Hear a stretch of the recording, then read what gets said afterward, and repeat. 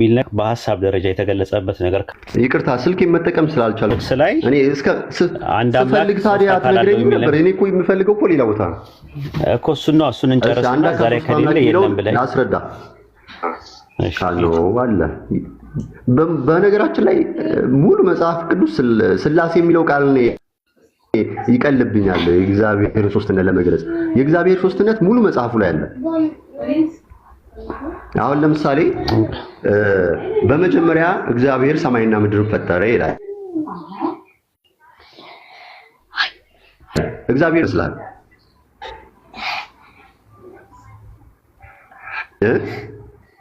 ምን አልከኝ? አይሰማም? ምን አልከኝ? እግዚአብሔር ሰማይና ምድርን የፈጠረው በምን ይመስላል? ሰማይና ምድርን ፈጠረ ይላል ዘፍጥረት 1:1 ላይ። በምን የፈጠረ ይመስላል? በምን ማለት በምን እንደፈጠረ አይናገርም። ዘፍጥረት 1:1 ላይ ነው ያለነው። ዘፍጥረት 1:1 ላይ በምን እንደፈጠረ አይናገርም። እሺ በምን ፈጠረ ይናገራል? አየሁ አንተ እየፈለክ ያለው ቃል በቃል ነው። አየህ ይናገራል። አንተ ቃል በቃል ዘፍጥረት 1:1 ላይ እግዚአብሔር በእንደዚህ አይነት ነገር ፈጠረ የሚል ነገር የለም። እኔ ጠየቅኩት ጥያቄ እግዚአብሔር በምን ፈጠረ ሳይሆን አንድ አምላክ ሶስት አካላት አለው ስትል ላሳይህ እኮ የት አለ? ዘፍጥረት ላይ አሳየኝ ነው የምልህ።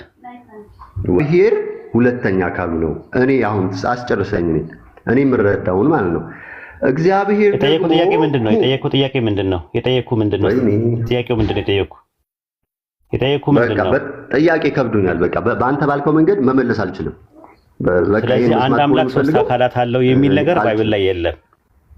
ባይብል ላይ ከዘፍጥረት እስከ ራዕየ ዮሐንስ ድረስ አለ አንድ አምላክ ሶስት የለም። አንድ በሚያስደስት መልኩ መመለስ አልችልም። የለም ዘፍጥረት ከ1 እስከ 3 ድረስ በኃይለ ቃል ብትፈልገው አታገኝም።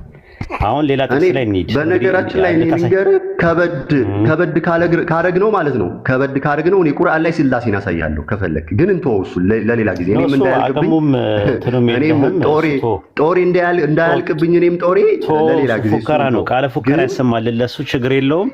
እሱ ሳይሆን ባይብል ላይ ማሳየት ሳችል ቁርአን ላይ ሳይሆን ቁርአን ላይ ተውት። ፎሎ አድርጌሃለሁ። ችግር የለውም። እገባለሁ ከዚህ በኋላ እኔ አሁን አቤኔዘር ምስኪን ነው። የዋህ ነገር ነው መሰለኝ። እግዚአብሔር አለ የፈጠረ ዓለማትን የፈጠረበት ቃሉ አለ።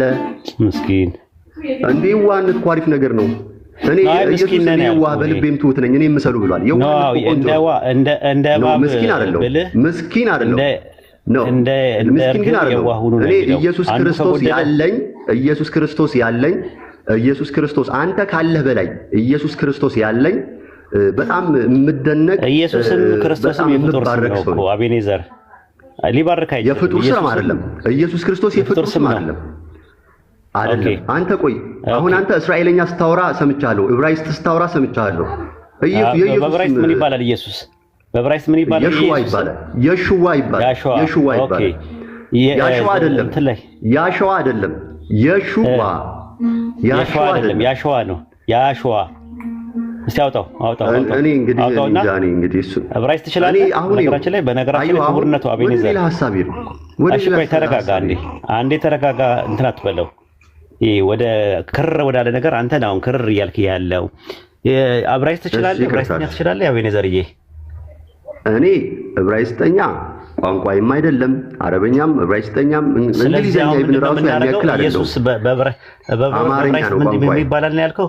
እሺ አንዴ ተው። በዕብራይስጥ ምን ይባላል? ኢየሱስ የሽዋ መሽያህ ይባላል።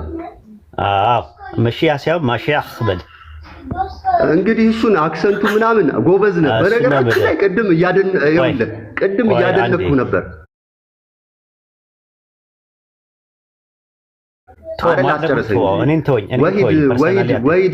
ወሂድ ብዬ ልጥራ ሆሪዞንታል አርጊውመንት አስጨርሰኝ።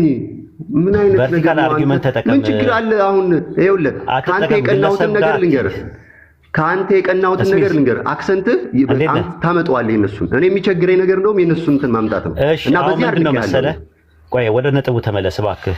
ማለት ጊዜ ሰውዬ እንትን እያለኩ ስለሆነ አዳማጭም ስላለ አቤኔዘርዬ የኢየሱስ የሚለው በዕብራይስጥ ስሙ ማን ይባላል ነው ያልከው?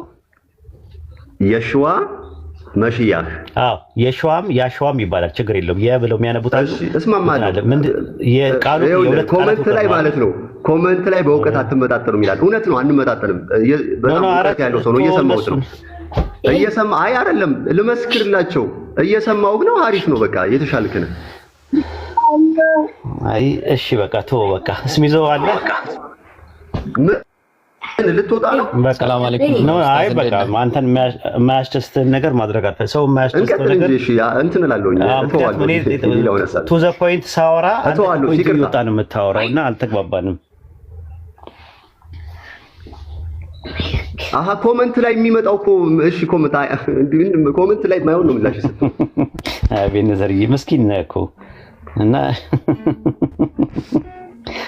ምስኪን አይደለሁም እኔ ከሞት በኋላ ትንሣኤ የሚሰጠኝ ኢየሱስ ክርስቶስ ያለኝ ተስፋዬ በምድር ብቻ ያልሆነ ምስኪን አይደለሁም። ኮሜንት እያነበብክ ተወያያለህ እንደ ከሰው ጋር ስታወራ እኔ ኮሜንት አይቼም አላውቅም። ራሱ ኖርማል ከአንተ ጋር ካወራው አቤኔዘር ጋር ነው ትኩረት ሰጥቼ አክብሬ ጊዜን ጉልበቴን ሰውቼ ከአቤኔዘር ጋር ነው የማወራው። ኮሜንት ምንም ይበሉኝ የሚሰድቡኝም ቢያደንቁኝም አላያቸውም ታች። ስለዚህ እንደዛ ነው መሆን ያለብህ። ለወደፊቱ ትምህርት አገኘበት አስተካክላለሁ። አላይም። እሺ አላይም። ቀጥል። ወደ ፖይንቱ እንምጣ። ያሸዋ ማለት ያው የሁለት ቃላት ፍቅር ነው አይደል? ቀጥልና እሰማለሁ። ያሸዋ ማለት የሁለት ቃላት ፍቅር ነው። ያ ማለት የዮዴሄ ቫብሄ ምህጻረ ቃል ነው። የሐሸም የሚባለው የያህዌ የሚለውን ዮዴሄ ቫብሄ የሚባለው ወይም ያህዋሃም ለሚለው ምህጻረ ቃል ነው። ሸዋ ማለት አዳኝ ማለት ነው። ያህዌ ያድናል ማለት ነው። ያሸዋ ማለት ያሸዋ በሚል ስም የሚጠሩ ብዙ ሰዎች ነበሩ።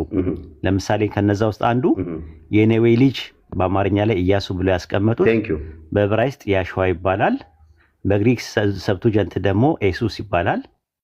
በግዕዝ ደግሞ ኢየሱስ ነው። ወልደ ነዌ የኢየሱስ የነዌ ልጅ ኢየሱስ ብሎ ነው ያስቀመጠው። የግዕዙ ባይብልን ብትመለከተው ማለት ነው።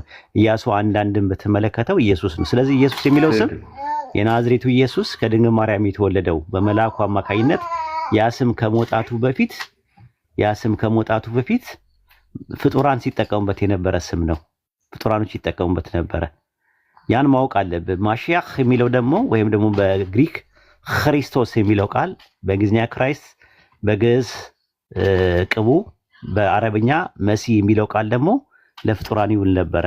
ለምሳሌ ኢሳያስ 45:1 ላይ የቂሮስ የሚባለው የፋርሱ ንጉስ መሲህ ተብሏል። በዕብራይስጥ ማሺያህ ተብሏል። በግሪክ ሰብተን ደግሞ ክርስቶስ ተብሏል። ስለዚህ ኢየሱስና ክርስቶስ የሚለው ማዕረግ ክርስቶስ የሚለው የማዕረግ ስምና ኢየሱስ የሚለው የተጸውዖ ስም ለፍጡራን ይውል ነበረ ኢየሱስ ከመምጣቱ በፊት። ስለዚህ ኢየሱስ ክርስቶስ የሚለው ስም የማዕረጉም ስም የተጸውዖም ስም የፍጡር ስም ነው እያልኩ ያለሁት። ኦኬ፣ እኔ ደግሞ እዚህ ላይ አይደለም ነው የምልህ። ችግር የለውም። አንተ ደግሞ እስቲ ኢያሱ አንዳንድ ላይ ያወጣልኝና እስቲ ንገረኝ። በዕብራይስጥና በግሪክ ሰብቱጀንት በግዕዝ በሶስት ውስጥ ንገረኝ ምን እንደሚል። አንተ ያልከውን አልተቃረምኩም። መጀመሪያ አድምጠኝ። ቴንኪው እያልኩ እኮ ነው የሰማሁህ። ማለት ትክክለኛ ነገር እያወራ ስለሆነ ትክክል እንደሆንክ እንደምስማማበት እየነገርኩ ነው ያወራኸው። እኔ ማልስማማው ምንድን ነው ስሙን ማቅለሉ ላይ ነው ማልስማማው። ለምሳሌ ከሱ በፊት ስለተጠሩበት አሁን ደግሞ እሱ መጥቶ ስለተጠራበት አዲስ ነገር የለውም የሚለው ሐሳብ ላይ ነው ማልስማማው እንጂ እውነት ነው። ስለዚህ ፈጣሪ የፍጡር ስም ይይዛል እንዴ? ፈጣሪ የፍጡር ስም ቆይ አሁን እነዛ አሁን አንተ ቆይ አሁን እንትን ሐሳቤን አታስተኝ። እሺ ልክ ነህ። እንግዲህ ትቆጣኝ እኮ ነው አቤኔዘር። ወገቤን ይዤ ነው ያወራው ያሉት። በጣም እንትን ብለኝ አትቆጣኝ። እሺ አትቆጣኝ። አልችልም። እሺ ቀጥል። እኔ በኃይለኛ ቁጣ ነው የምቆጣው። እሺ ቀጥል። እና አሁን እኔ አንተ ጋር ማልስማማው ቅላጼ ተመችቶኛል፣ ትርጉም አሰጣጥህ ተመችቶኛል። ትክክል ነህ በጣም። እኔ ማልስማማው ስሙ ከሱ በፊት ነበርና አሁን እሱ ደግሞ ተጠርቶበታልና ዋጋ ቢስ ነው። ሁለተኛ ደግሞ የፍጥረት ስም ነው ያልከው ላይ ነው የምቃወመው እንጂ ለምሳሌ አሁን መሲህ ማለት የተቀባ ማለት ለምሳሌ ዳዊት ለእስራኤል ንጉስ ነው ሲቀባ መሲህ ነው በቃ መሲህ ነው ተብሎ የሚተረጎመው። ኢያሱም እግዚአብሔር ያድናል የሚለው ስም ከሱ በፊት ነበር። ልክ ነህ። ሌሎችም የጠቀስካቸው። እኔ ግን ሐሳቤ እና እንዴት አድርገን እንየው አውዱን። ከሱ በፊት ተጠሩበት፣ እንዴት ተጠሩበት፣ ማንስ እንዲጠሩበት ሰጣቸው። ሁለተኛ ደግሞ ከነሱ በኋላስ ደግሞ መጥቶ ድጋሚ መጠራት ለምን አስፈለገ? አሁን እኔ አንድ ነገር እዚህ ላይ በጣም የምታሰምርልኝ ነገር ጥላና አካል የሚባል ነገር አለ። ሰምተኛል? ሰምቻለሁ። አዎ፣ አንተ አሁን ጥላለህ፣ አንተ አለህ። ወይም ደግሞ ካልተረዳኸኝ ሞግዚትና እናት ብለህ ያዝልኝ። ጥላና አካል የሚለው ሞግዚትና እናት በፍጹም አንድ አይደሉም፣ ልዩነት አላቸው። ጊዜም ደግሞ አላቸው። በሞግዚትና በእናት በጥላና በአካል ጊዜ ሲዝን አላቸው። እሺ መልሰኝ። እሺ እንትን ላይ ምንድነው ሞግዚት ማለት? መምህሩን ከደቀ መዝሙሩ አገናኝቶ ይሄዳል። ዋና ስራው ማለት ነው። በእስራኤል ውስጥ ህጉ ወይም የሙሴ ህግ ሞግዚት ነው፣ ወደ ክርስቶስ የሚያደርስ ሞግዚት ነው ይላል ገላትያ 3 ላይ። ልክ ነህ ስለ ህጉ ከሆነ። ጥላ ደግሞ የሚባለውና አካል ማለት ደግሞ ታይፖሎጂ ነው። ጳውሎስ ታይፖሎጂ የሆኑ ነገሮችን ባይብል ላይ ተዘርዝረዋል። ለምሳሌ ብሉይ ኪዳን ላይ የነበሩ የሚተደረጉት መስዋዕቶች በአጠቃላይ ለክርስቶስ ኢየሱስ ቤዛዊ መስዋዕት እንደ ጥላ አገልግሏል። ደሙ ምኑ እና ቤተ መቅደሱ ስርዓቱ ታቦቱ ምናምን ነገር የመሳሰሉት። ነገር ግን ኢየሱስ የሚባለው ያሸዋ የሚባለው ስም ለናዝሬቱ ኢየሱስ ጥላ ነው የሚል የባይብል ማስረጃ የለም። ተሳስተሃል። አጠቃቀምን ሁሉ ጊዜ አንድ ነገር ምንድነው አለ የለም። እስቲ አንተ ማስረጃ አንተ ጥቅስ አምጣ። ኢየሱስ የሚለው ለኢየሱስ እንደ ጥላነት የተሰጠበት ከሐዋርያት መካከል እንደዛ ብሎ ያስረዳ የተረዳ ሰው ካለ አንድ ጥቅስ አምጣ። ለኢያሱ ብቻ አይደለም ባይዘወይ ይሄ ስም ለዳዊትም ለኢየሱስ ጥላ እንደነበረ የሚያሳይ የመጽሐፍ ቅዱስ ማስረጃ ስጠኝ ነው ያልኩህ። ካለ ስጠኝ እናንበው። እሺ እንትን ነው አሁን ይሄ ቃል ምክንያቱም አሁን በዚህ ርዕስ እናወራለን ብዬ ተዘጋጅቼ ቃል መርጬ ስላልመጣው ኦን ቶ ፖይንት ጄ ቃሉን ላላሳይ ይችላል። ግን አንድ ነገር ልንገርህ አሁን ኧረ ሳቅ አንተ ወንድሜ እውቀት ያለ ሰው ነህ ብራዘር። በነገራችን ላይ እየተማርኩብህ ነው። ይሄን እንድታውቅ እየተማርኩብህ ነው። እኔ አንድ ነገር ልንገርህ በጣም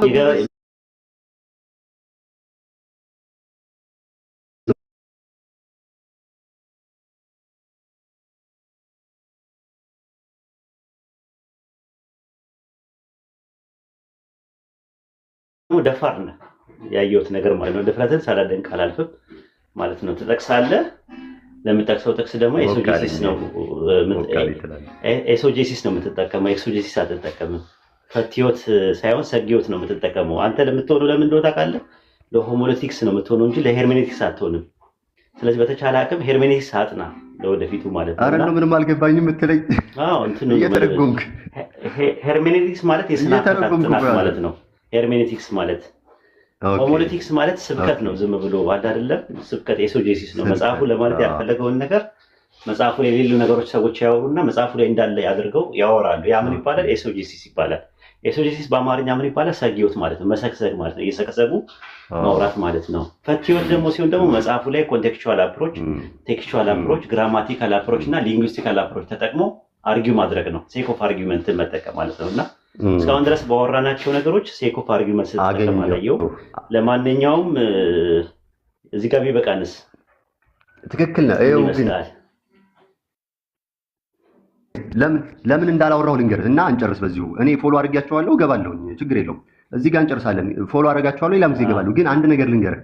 አሁን ይሄንን ጉዳይ ፕሮግራም ይዘንበት ርዕስ ለይተን ትክክለኛ የሆነ ክርክር የምናደርግ ቢሆን ማስረጃ እያቀረብ አውዳዊ፣ ታሪካዊ፣ መለኮታዊ ሰማኝ ስንት ጊዜ ልስጥህ?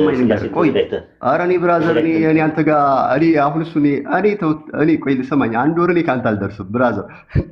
እያየሁ እየሰማሁ እንዴት አንድ ወር ትለኛለህ? የአንተ እድሜ ልክህን ተምረህ ኧረ ተው ነው። አይ እንትን የምታምንበትን ነገር ነገር የለውም። እሺ 10 ዓመት ብትለኝ ራሱ ላይበቃኝ ይችላል። አይደለም ስማኝ፣ 10 ዓመት ራሱ ብትለኝ ላይበቃኝ ይችላል። አሁን ግን እምልህን ግን ሐሳብ ስማኝ። አሁን ለምሳሌ እንደዚህ ጊዜ ተሰጥቶ ቢሆን ከመለኮታዊ ከታሪካዊ ቃል በቃልም እየጠቀስኩም በብዙ ማስረጃ እኔ አሁን ከምልም መዘረዝርልህ በላይ በዝግጅት ልወያይህ እችላለሁ። አሁን ግን ድንገት የሚመጡ ጥያቄዎች ስለሆኑ የሚመጡልኝን መረዳት በሐሳብ ነው እንጂ የምነግርህ ቃሉን እያወጣው እንደዚህ ጋር ላልልህ እችላለሁ። እንደዛ ላልኩህም ደግሞ ማለት እየፈጠርኩ ነው ማውራህ ማለት ግን አይደለም። እሱን ደግሞ ያዝልኛል። ምክንያቱም እኔ እፈራለሁ። ለምን መሰለህ የምፈራው? ወይ ምን መሰለህ የምፈራው በእግዚአብሔር ቃል ላይ መጨመር አልፈልግም፣ በእግዚአብሔር ቃል ላይ መቀነስ አልፈልግም። ይሄን ስለምፈራ ፈጥሬ አልሰገስግም። ግን ቃሉን ግን በሐሳብ ደረጃ ግን ላንተ ሸር ላደርግ እችላለሁ። እዚህ እያልኩ ባልልህም ማለት ነው። እንደዛ ነው። በጣም የምሬን ነው የምልህ። እስራኤል፣ እንግሊዝ ይሄ እኛን ግዕዝን እየተናገርክ ያልከውን ነገር ቀንቼ ባሃለሁኝ እና ደግሞ እንትን ነው ያረከኝ፣ ቅናት የጨመርክብኝ። እኔም እንደሆን ነገ በልጭ አንብቤ እንድመጣ ትምህርት ሰጥተኛል። አመሰግናለሁ በጣም። እሺ ምንም ችግር የለውም። ስሚዞን መቀጠል ፈለክ ቀጥል፣ አውራ የሆነ ነገር ማጠቃለያ ነገር በቃ ሌላ ጊዜ ብቅ እላለሁ። እሺ አትጥፋ፣ ሌላ ጊዜ ብቅ እላለሁ። እሺ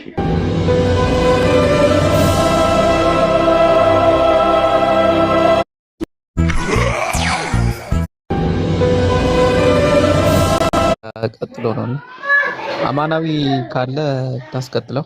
አማናዊ የሚባለው ቆይቶ አድርገገባ አለ አማናዊ የሚላል እንዴ ያላየው? ኦኬ ከላይ ያለው ቆይ ትንሽ ደቂቃ አንድ ሌላ ስልክ እያወራሁ ነው። ይቅርታ ችግር የለም። ኦኬ እሺ ጥያቄ ጠይቁ።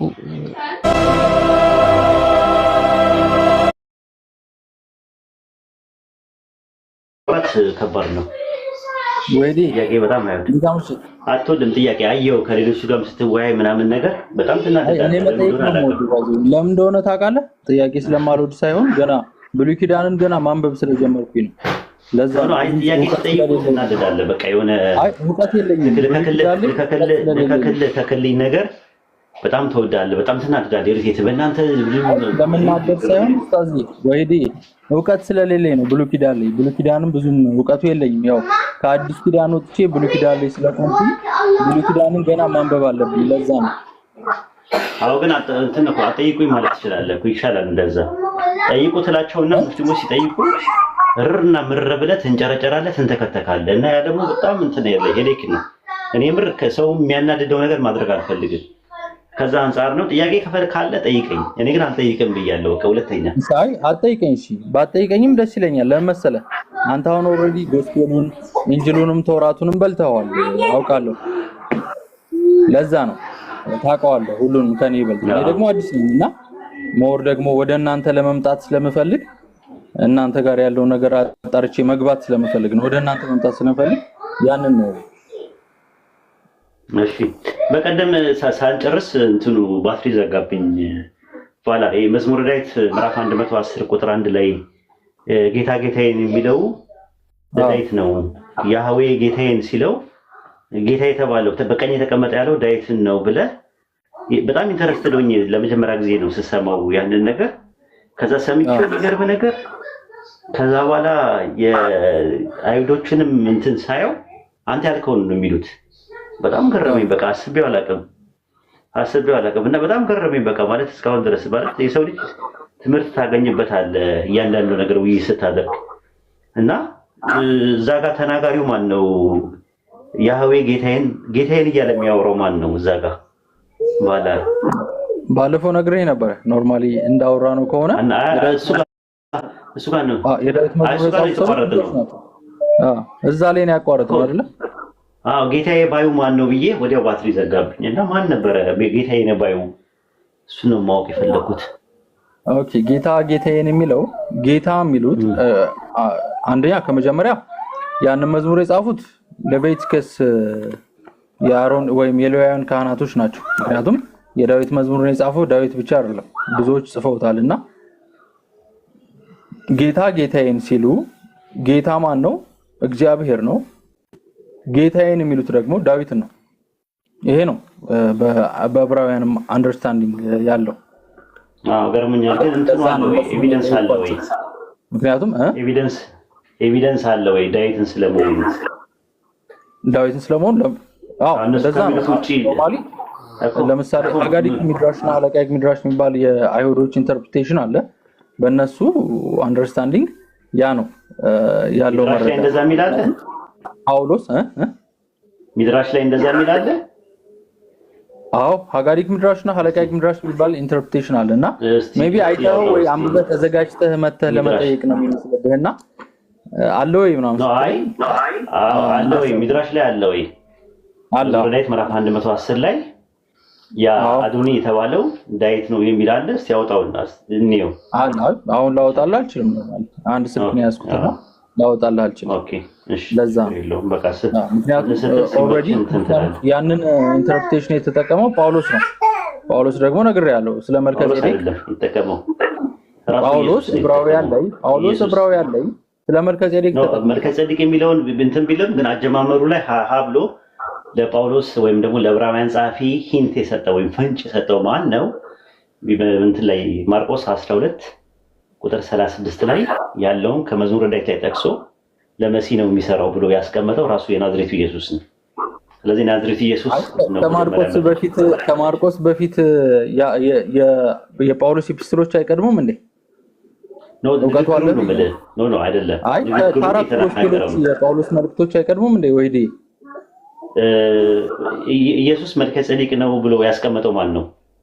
ጳውሎስ ምን ላይ ነው ያስቀመጠው? ጳውሎስ ዕብራውያን ጸሐፊ ጳውሎስ ነው ከመነሻው። እሱ ሌላ ታሪክ ነው። ኦኬ ጥሩ። የዕብራውያን ደብዳቤ መቼ ነው የተጻፈው? የጳውሊያን ኤፒስትሎች ባይዘው ዕብራውያንን ጨምሮ የዕብራውያን ደብዳቤ የተጻፈው መቼ ነው? የዕብራውያን ደብዳቤ እሱ ነው መልኩ። ኦኬ ማርቆስ ጎስፔሎች በፊት ነው። ክርስቲያኖች ነው ግን የሞበት ነው። ክርስቲያኖች ነው ሶርሱን ነው ማን ይቀድማል የሚለውን ለማግኘት ፈልጌ ነው። በቃ ስለዚህ ኤኒዌይስ ስኮላሮች ቴዎሎጂካል ስኮላሮች የሚስማሙበት የጳውሊያን ኤፒስትሎች ዕብራውያንን ወይም ተሰሎንቄን የጻፈው ጳውሎስ ይሁን አይሁን ተሰሎንቄ ምናምን ነገር የሚለውን ነገር እስማማለሁ። ይበልጣል በ50 ኤዲ ነው። የማርቆስ ደግሞ 70 ኤዲ ላይ ነው። የጠየቁት ጥያቄ የዕብራውያንን ደብዳቤ ጸሐፊው የጻፈው ከማርቆስ ይቀድማል ለማለት መቼ ነው የተጻፈው? የዕብራውያን ደብዳቤ ቀኑ ይቀድማል። የተጻፈበት የተጻፈው ኦልሞስት በ50ዎቹ ኤዲ ወይ በ60ዎቹ ኤዲ ነው የተጻፈው። ማስረጃ ይኖር ይሆን? ማስረጃ አሁን ለምሳሌ ማስረጃ ስትለኝ በምንድን ነው እንዳሳይ የምትፈልገው? የዕብራውያን ደብዳቤ የተጻፈው በስንት ዓመተ ምህረት ነው? በስንት ዓመተ ምህረት ማለት ማስረጃ ስትጠይቀኝ እንዴት ነው የምትጠይቀኝ? እኮ እንደዛ ነው። አሁን ለምሳሌ የማርቆስ 70 ይላል በኢስቲሜቲንግ እንትኑ ማለት ነው የተቀመጠው። የዕብራውያን ደብዳቤ መቼ ነው የተጻፈው? እነዛን ቀናቶች ለመወሰን ካርቦን ኮፒ ነው እኮ አይደለ የሚጠቀመው? ነው አይ እንደዚህ ስኮላርስቲክ የሆነ አፕሮች ያለው ነው። ምን ካለ የምታውቀው ነገር ካለ ኤኒዌይስ አሁን እንደዛ ቀኑን ተወውና ካርበን ዴቶች እነሱን ሲጀመር ጀምሮ አይናገሩም። የሉማ መጽሐፎቹ መጀመሪያ ፈርስት ሴንቸሪ ላይ ያሉ መጽሐፎች እኮ የሉም። በብዛት ያሉት ማኑስክሪፕት ናቸው። ማኑስክሪፕት ደግሞ አራተኛው ክፍለ ዘመን ላይ ነው ያሉት እንደ ጥቅል ስታየው ማለት ነው። ስለዚህ ካርበን ዴት ይደረጋል አላደረገም ነበር። የትኛውም ካርበን ዴት አልተደረገም። የማርቆስም የምናምን የሚባሉ ፈርስት ሴንቸሪ ላይ ፕራይመሪ ሶርስ የለም፣ ራሱ ሶርሶች የሉ። ኦኬ እሺ። እኔ ደግሞ ተሳስቼ ሊሆን ይችላል ግን ዕብራውያን ላይ ስለተጠቀሙት እንዲሁ ስትመለከተው ኢየሱስ ነው ያንን ጥቅስ የጠቀሰው። ማርቆስ 12:36 ላይ ከመዝሙረ ዳዊት ምዕራፍ 110 ቁጥር 1 ላይ የጠቀሰው እሱ ነው። ጳውሎስን ከመኮነን በፊት የዕብራውያን ጸሐፊ ከመኮነን በፊት ይህን ጥቅስ የመዝሙረ ዳዊትን ጥቅስ ወስዶ ለመሲህ ነው ብሎ የተጠቀመውን ራሱ የናዝሬቱ ኢየሱስን ነው የምትወቅሰው ማለት ነው። የናዝሬቱ ኢየሱስ ነብይ ነው አይደል? አንተ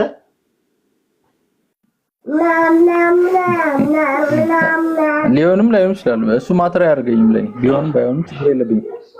እሺ ጥያቄ ለህይወት ምንም ጠቅመው ነገር የለም። ኤኖስ ጠይቀኛል። ጥያቄ ልጠይቅ ወይዴ? ጠይቃው ጥያቄ አትወድም ለዛ እኮ ነው።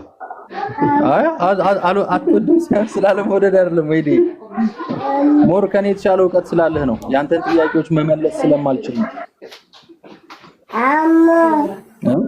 ለዛ ነው።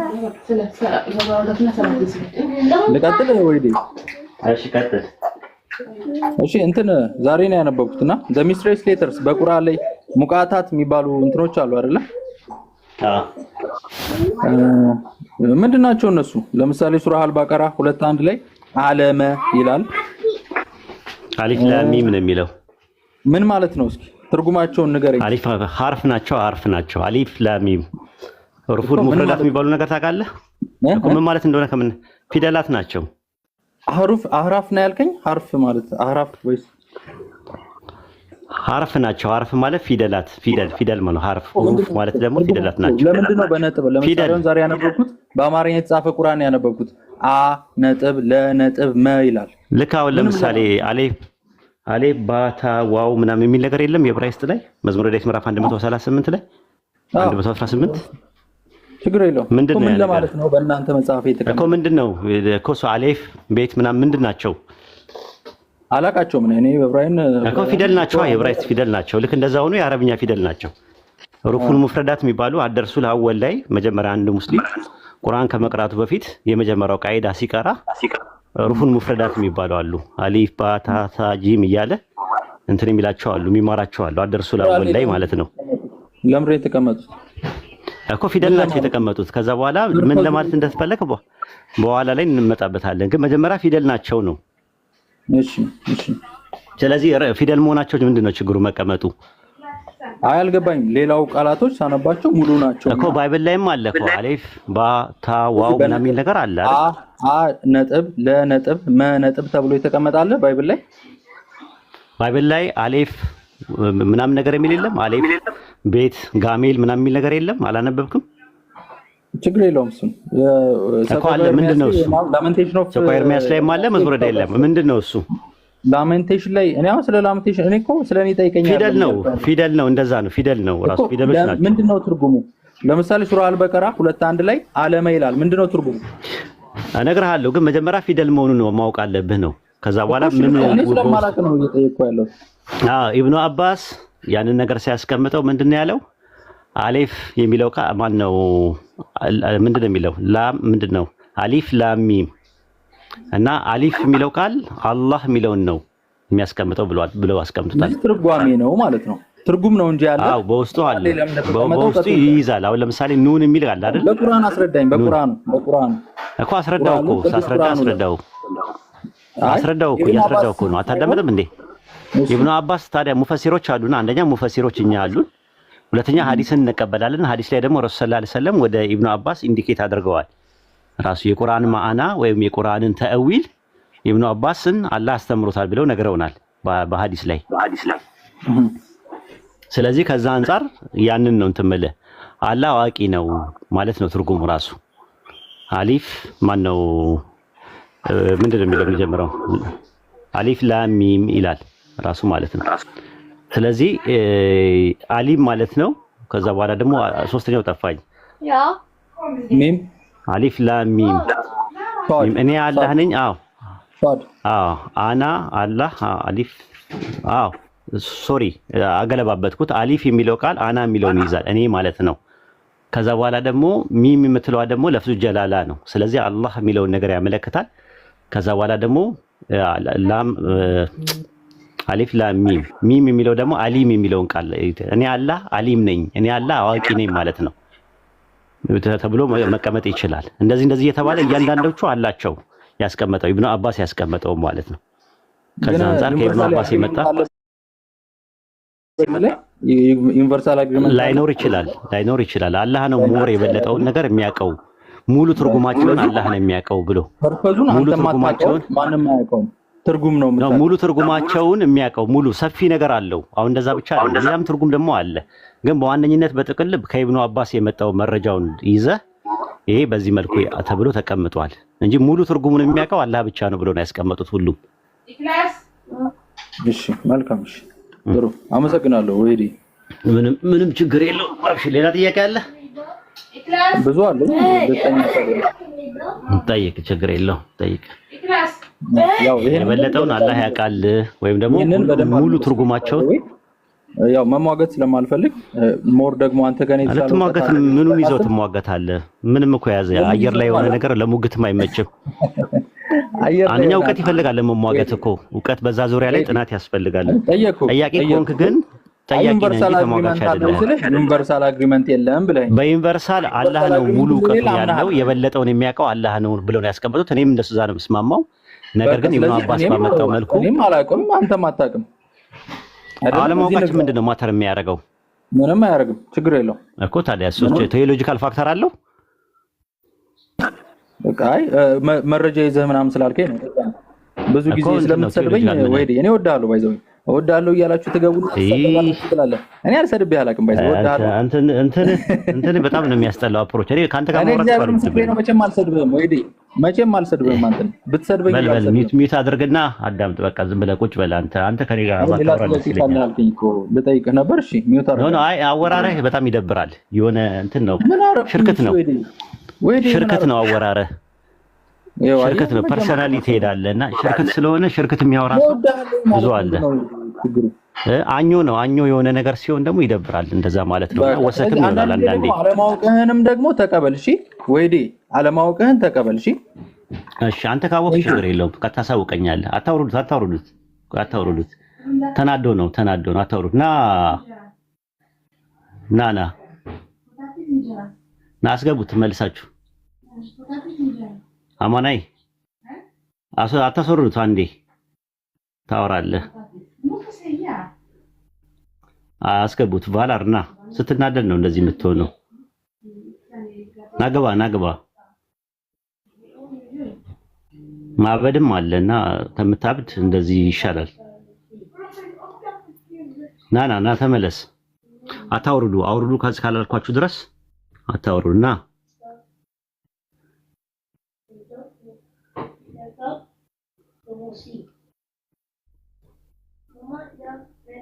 አየህ እወድሃለሁ ምናምን የምትለው ነገር የውሸት እንደሆነ ነው ያሳወቁ። ቀስ ብዬ ነው ጠቅ አድርጌ እንድታወራ ያደረኩ። አትናደድ። በሁሉም ፊት ልንገርህ እወድሃለሁ፣ አከብርሃለሁ። ይሄ የውሸት አይደለም፣ ባይዘው ውሸት አይደለም። እሺ አትናደድ። የተሻለው አትበሳጭ። ግን ስትጠቀም ይኸውልህ ፐርሰናሊቲ ትተህ ነጥቡ ላይ ብቻ አተኩረህ ጥያቄም ካለ ጠይቀህ መመለስ ነው ያለብህ። ሽርክት የሆነ ቃል እስኪ ያጠፋሁትን ጥፋት ንገረኝ። ሽርክት አለው አንዳንድ ጊዜ ስትጠቀም እንትን ትላለህ። አንተም እንትን የምትለው ነገር አለ ምናምን ነገር ይሄ ከክልልኝ አይነት ጨዋታ ትጫወታለህ። እንደዛ ነገር አታድርግ ነው። አሁኑ ከዚህ በላይ ማበድም አለ። መሳደብ ብቻ አይደለም። ታብዱላ ትችላለህ። ለምን ታብዳለህ? ከኔ ጋር እንደዚህ እንትን ባትል ጥሩ ነው። ምናምን ነገር መማር ነው የምፈልገው። በቃ አዳምጣ። እሺ በቃ አሁን በቃ ሚውት አድርገህ እንትን በል። እሺ አይ ቀጣይ ጥያቄ ካለ ልቀጥል ነበር። ለዛ ነው ችግር። አዎ አይ እንደዚህ ተረጋግተህ እንትን ቶን እንደዚህ እንትን አኞየውንክ በአንዴ እንደዚህ አኞየውንክ ስትወጣ አይታወቅህም ማለት ነው። ልክ ኖ አኞየውንክ ነው አንደኛ ነገር እና ቃላቶች እንዳለ በአጠቃላይ ወሰክ እየሆኑ ነው እና ወሰክ ከሆኑ ደግሞ አንተን ሊያስቀይም ነገር የሚገባ ነገር መሆን የለባቸውም። እኔ አኞና ወሰክ የሆኑ ቃላቶች እንድትጠቀም ምክንያት ከሆንኩ እጠየቅበታለሁ። ያ መሆን የለበትም እና ሽርክት የሆኑ ቃላቶች አትጠቀም ለማለት ፈልጌ ነው። አብሽር በቃ ሚውት አድርገህ ቁጭ በል። እሺ ቴንክ ዩ። እሺ ወይዴ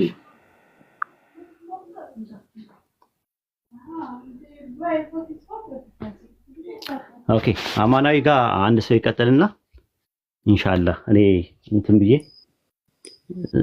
ልስገድ። መግሪብ ነው እኔ ጋር። አሁንስ ሚዞን አይቻውን ነበር እኔ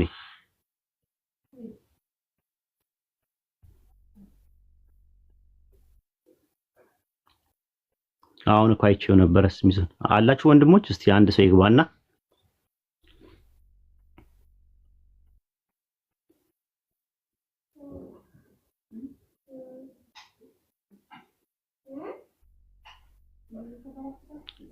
እስክትመለስ ኢንሻአላህ አማናይ ጋር አውራውና ትላለን። እኛ ጋር አዘነ አሁን እንትን ማለት ነው። መግሪብ አዘነ እኛ ጋር። መርሐባ። እሺ አማናዊ አይ ቲንክ ቤት ብሮት የለውም እና ሰላም ነው። እንዴት ነው? ጥያቄ ኖሮ ነው ወይስ ጥያቄን ጠይቀ? ቅድም ቆይቻለሁ ከገባው። ምንድነው ስለ ቁርአን ያለ መልእክት ነው በሚል እየተወያዩ ነበረ አንተ ከመምጣት በፊት። በዛ ሰዓት ነበር የገባሁት እና እኔ ስለ ቁርአን አንዳንድ ሀሳቦች ነበሩ ያንን ለመጠየቅ ነበር። አንተ ከየትኛው ቤተ እምነት ነህ? እኔ ኦርቶዶክስ ኦርቶዶክስ። እሺ ያው ጥያቄ ሲጠየቅ በደብል ስታንዳርድ ነው የሚመለሰው፣ ያው አንደርስታንዲንግ እንድታደርግ ማለት ነው። ጎይድ ምንድነው መሰረት ጥያቄ ስለ ቁርአን ቅድም ሲነገር ቁርአን በመጨረሻው የቂያማ ቀን ያማልዳል የሚል ነገር አለ እና ቁርአን ያማልዳል ወይ ነው? እውነት ነው ወይ? መረጃ አለ ወይ? ሰዋብ የሚባል አለ፣ ምንዳ ማለት ነው። ይሄ ምንዳ ነው። አሁን አንድ ሰው በሚቀራበት ሰዓት ቅድም በተነሳው ያው አሁን እያነሱ ነበረ። አንድ ሰው አሊፍ ላም ሚም ብሎ ከቀራ ማለትም አሊፍ ብቻዋን 10 ምንዳ አለው። አሊፍ ላምም 10 እንዲሁም ደግሞ ሚምም 10 አንድ ላይ 30 ማለትም ከሌሎች ከይር ስራዎች ከሚሰራው የሚያገኘው ምንዳ እነኚህ ምንዳዎች ናቸው። በቂያማ ቀን ከሰራቸው አንዳንድ ወንጀሎች ወይ የተለያዩ ነገሮች ቁርአን ሲቀራኝ ነበረ ወይም በእኔ ሲጠቀም ነበረ ብሎ ይመሰክርለታል። ያማልደዋል ማለት እንደዚህ አካል ሆኖ ምናምን አይደለም። ሰዋብ ሆኖ ነው ይመጣለት። እሱ ላይ እኮ ሰው በሰው አምሳል መጥቶ ያማልደዋል ነው ይመጣለት። በሰው አምሳል የሚለውን ሳይሆን ሰዋብ መቶ ሲሆን እንደዛ ነው ያማልደዋል መጥቶ ያማልደዋል ነው። ማለትም ቁርአን ይመሰክርብናል፣ እንዲሁም ደግሞ ይመሰክርብናልም እንላለን። መመስከሩ ለምሳሌ ቁርአን ያማልደዋል ወይ የሚለውን ነው። ያማልዳል ስትል ከምን አንጻር ነው? ቁርአኑ ላይ ሐዲሱ ላይ ቁርአኑ ላይ የትኛው ቁርአን ላይ ነው የሚለው? ሐዲስ ላይ ያማልዳል ይላል። በተሳሳተ ነገር ተረድተው ነው እንደዛ አይልም። የለም እንደዛ ለምሳሌ እስቲ ላሳየን። በተሳሳተ መንገድ ተረድተው ነው ሰዋብ ሆኖ ነው የሚመጣው። ገባ?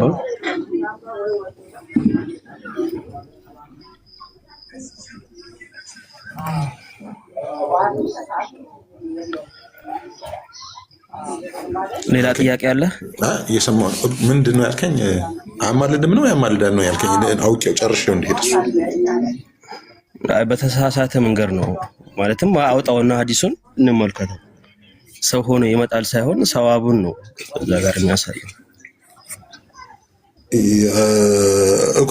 ምንም ይሁን ብቻ ግን አያማልድም ነው ያማልዳል ነው ያለውን ነገር እንድትነግረኝ የፈለኩት። አሁን እኮ ሁለቱንም አልነገርከኝም። ያማልዳል አላልከኝም፣ አያማልድም አላልከኝም።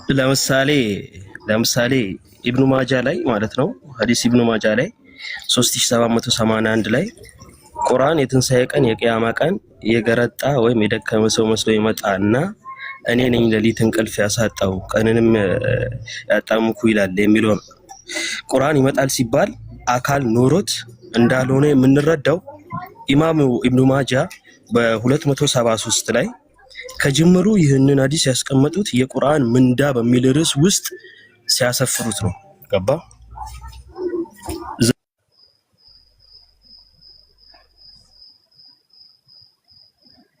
እኮ። አሁን አካል ኖሮት እያልኩ እኮ አይደለም። አካል ኖሮት እያልኩ ሳይሆን አካልም ሳይኖረው በሆነም ነገር ግን ያማልዳል ነው ቁርአን። አካል ሳይኖረው ያማልዳል። እሺ እንደዛ ይዛለህ። ሰላም አለይኩም ወራህመቱላሂ ስሚስ ቆይ ማናቢ ወአለይኩም ሰላም ወራህመቱላህ። ከተመቸ ቀጥል። ኡስታዝ የለም እንዴ? መለሳለሁ ብሎ ነውና ከረመዳን ጋር ያው መጣሁት። ረመዳን አለ ስሚስ። እሺ ረመዳን እሺ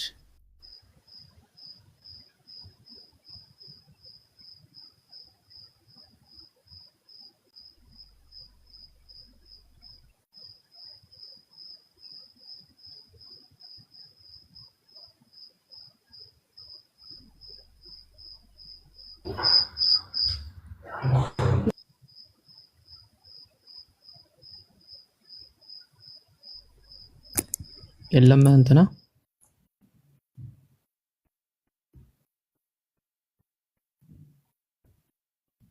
እሺ ነቢ ይኸው ከኢስሚዝ ጋር ትቀጥላለች። ኦኬ አቡኪ መጥቷል። አቡኪ አለ። ሰላም አለይኩም። ሰላም አለይኩም ወራህመቱላሂ ወበረካቱ። ሀቢቢ ያለውበት ቦታ ኔትወርክ የለም፣ መግባት ራሱ እንትን አላልኩም። ግባ ቀጥለ ሀቢቢ። እሺ ኸይር። እሺ አማናዊ ቀጥል። ረመዳን መቀጠል ትችላለህ ካለ ማለት አይቀጥል። በቃ ቀጥል። እስሚስ እናንተ ያላችሁ ቀጥል።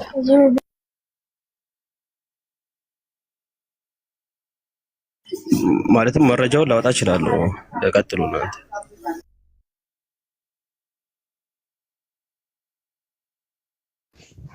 አይ እሺ ቀጥል አማናዊ።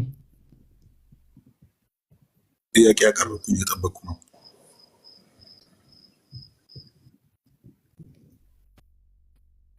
እሺ ምንድነው ጥያቄ አማናዊ? የቁርአን ምልጃ ላይ ነው ጥያቄ? ቁርአን ቂያማ ቀን የሚል ሐዲስ አለ። ሸፋ ይሆናል ይላል። አዎ ያማልዳል። አዎ ሸፋ ይሆናል ይላል። ያማልዳል የሚለው ቃል ሸፋ የሚለው ያማልዳል ማለት ነው። ሸፋ ማለት ማማለድ ማለት ነው። ሸፋ ይሆናል ማለት ማማለድ ብሎ ማለት ነው። ከምን አንፃር እንደሆነ አይ ቲንክ ረመዳን ያስረዳህ ነበር። ኦኬ ዞሮ ዞሮ ቁርአን ያማልዳል ነው አምነነው እንትን ብለነው አስረግጠን እንድንሄድ ብዬ ነው። አዎ አለህ እኮ ከምን አንፃር እንደሆነ ግን እያስረዳነ። እስኪ እኮ ያው ማማለድ ማለት ፈዳኢል ብሎ ማለት አንተ የምትቀራው ያ መልካም ስራህ ማለት ነው። ላንተ ይሆናል ማለት ነው። ያ መልካም ስራህ ማለት ነው እኮ ቁርአን እንደዛ ከሆነ ቁርአን ምንም ማማለድ አያስፈልገውም። እንደዛ የምትለኝ ቁርአን ስትቀራ ምንዳ አለ። ኦኬ ቁርአን ዋጋ ነው። ምንዳ ማለት ዋጋ ነው እኮ። ልክ በተመሳሳይ ለምሳሌ ጾምም ያማልዳል። ገብቶሃል? የምትሰራቸው መልካም ስራዎች ያማልዳሉ ሲባል ከምን አንፃር ነው? ጾምም ያማልዳል አንተ፣ ሌሎቹም እንደዚሁ መጥራት እንችላለን። ስለዚህ አሁን ቁርአን ማለት ነው ማማለድ የሚለው አንተ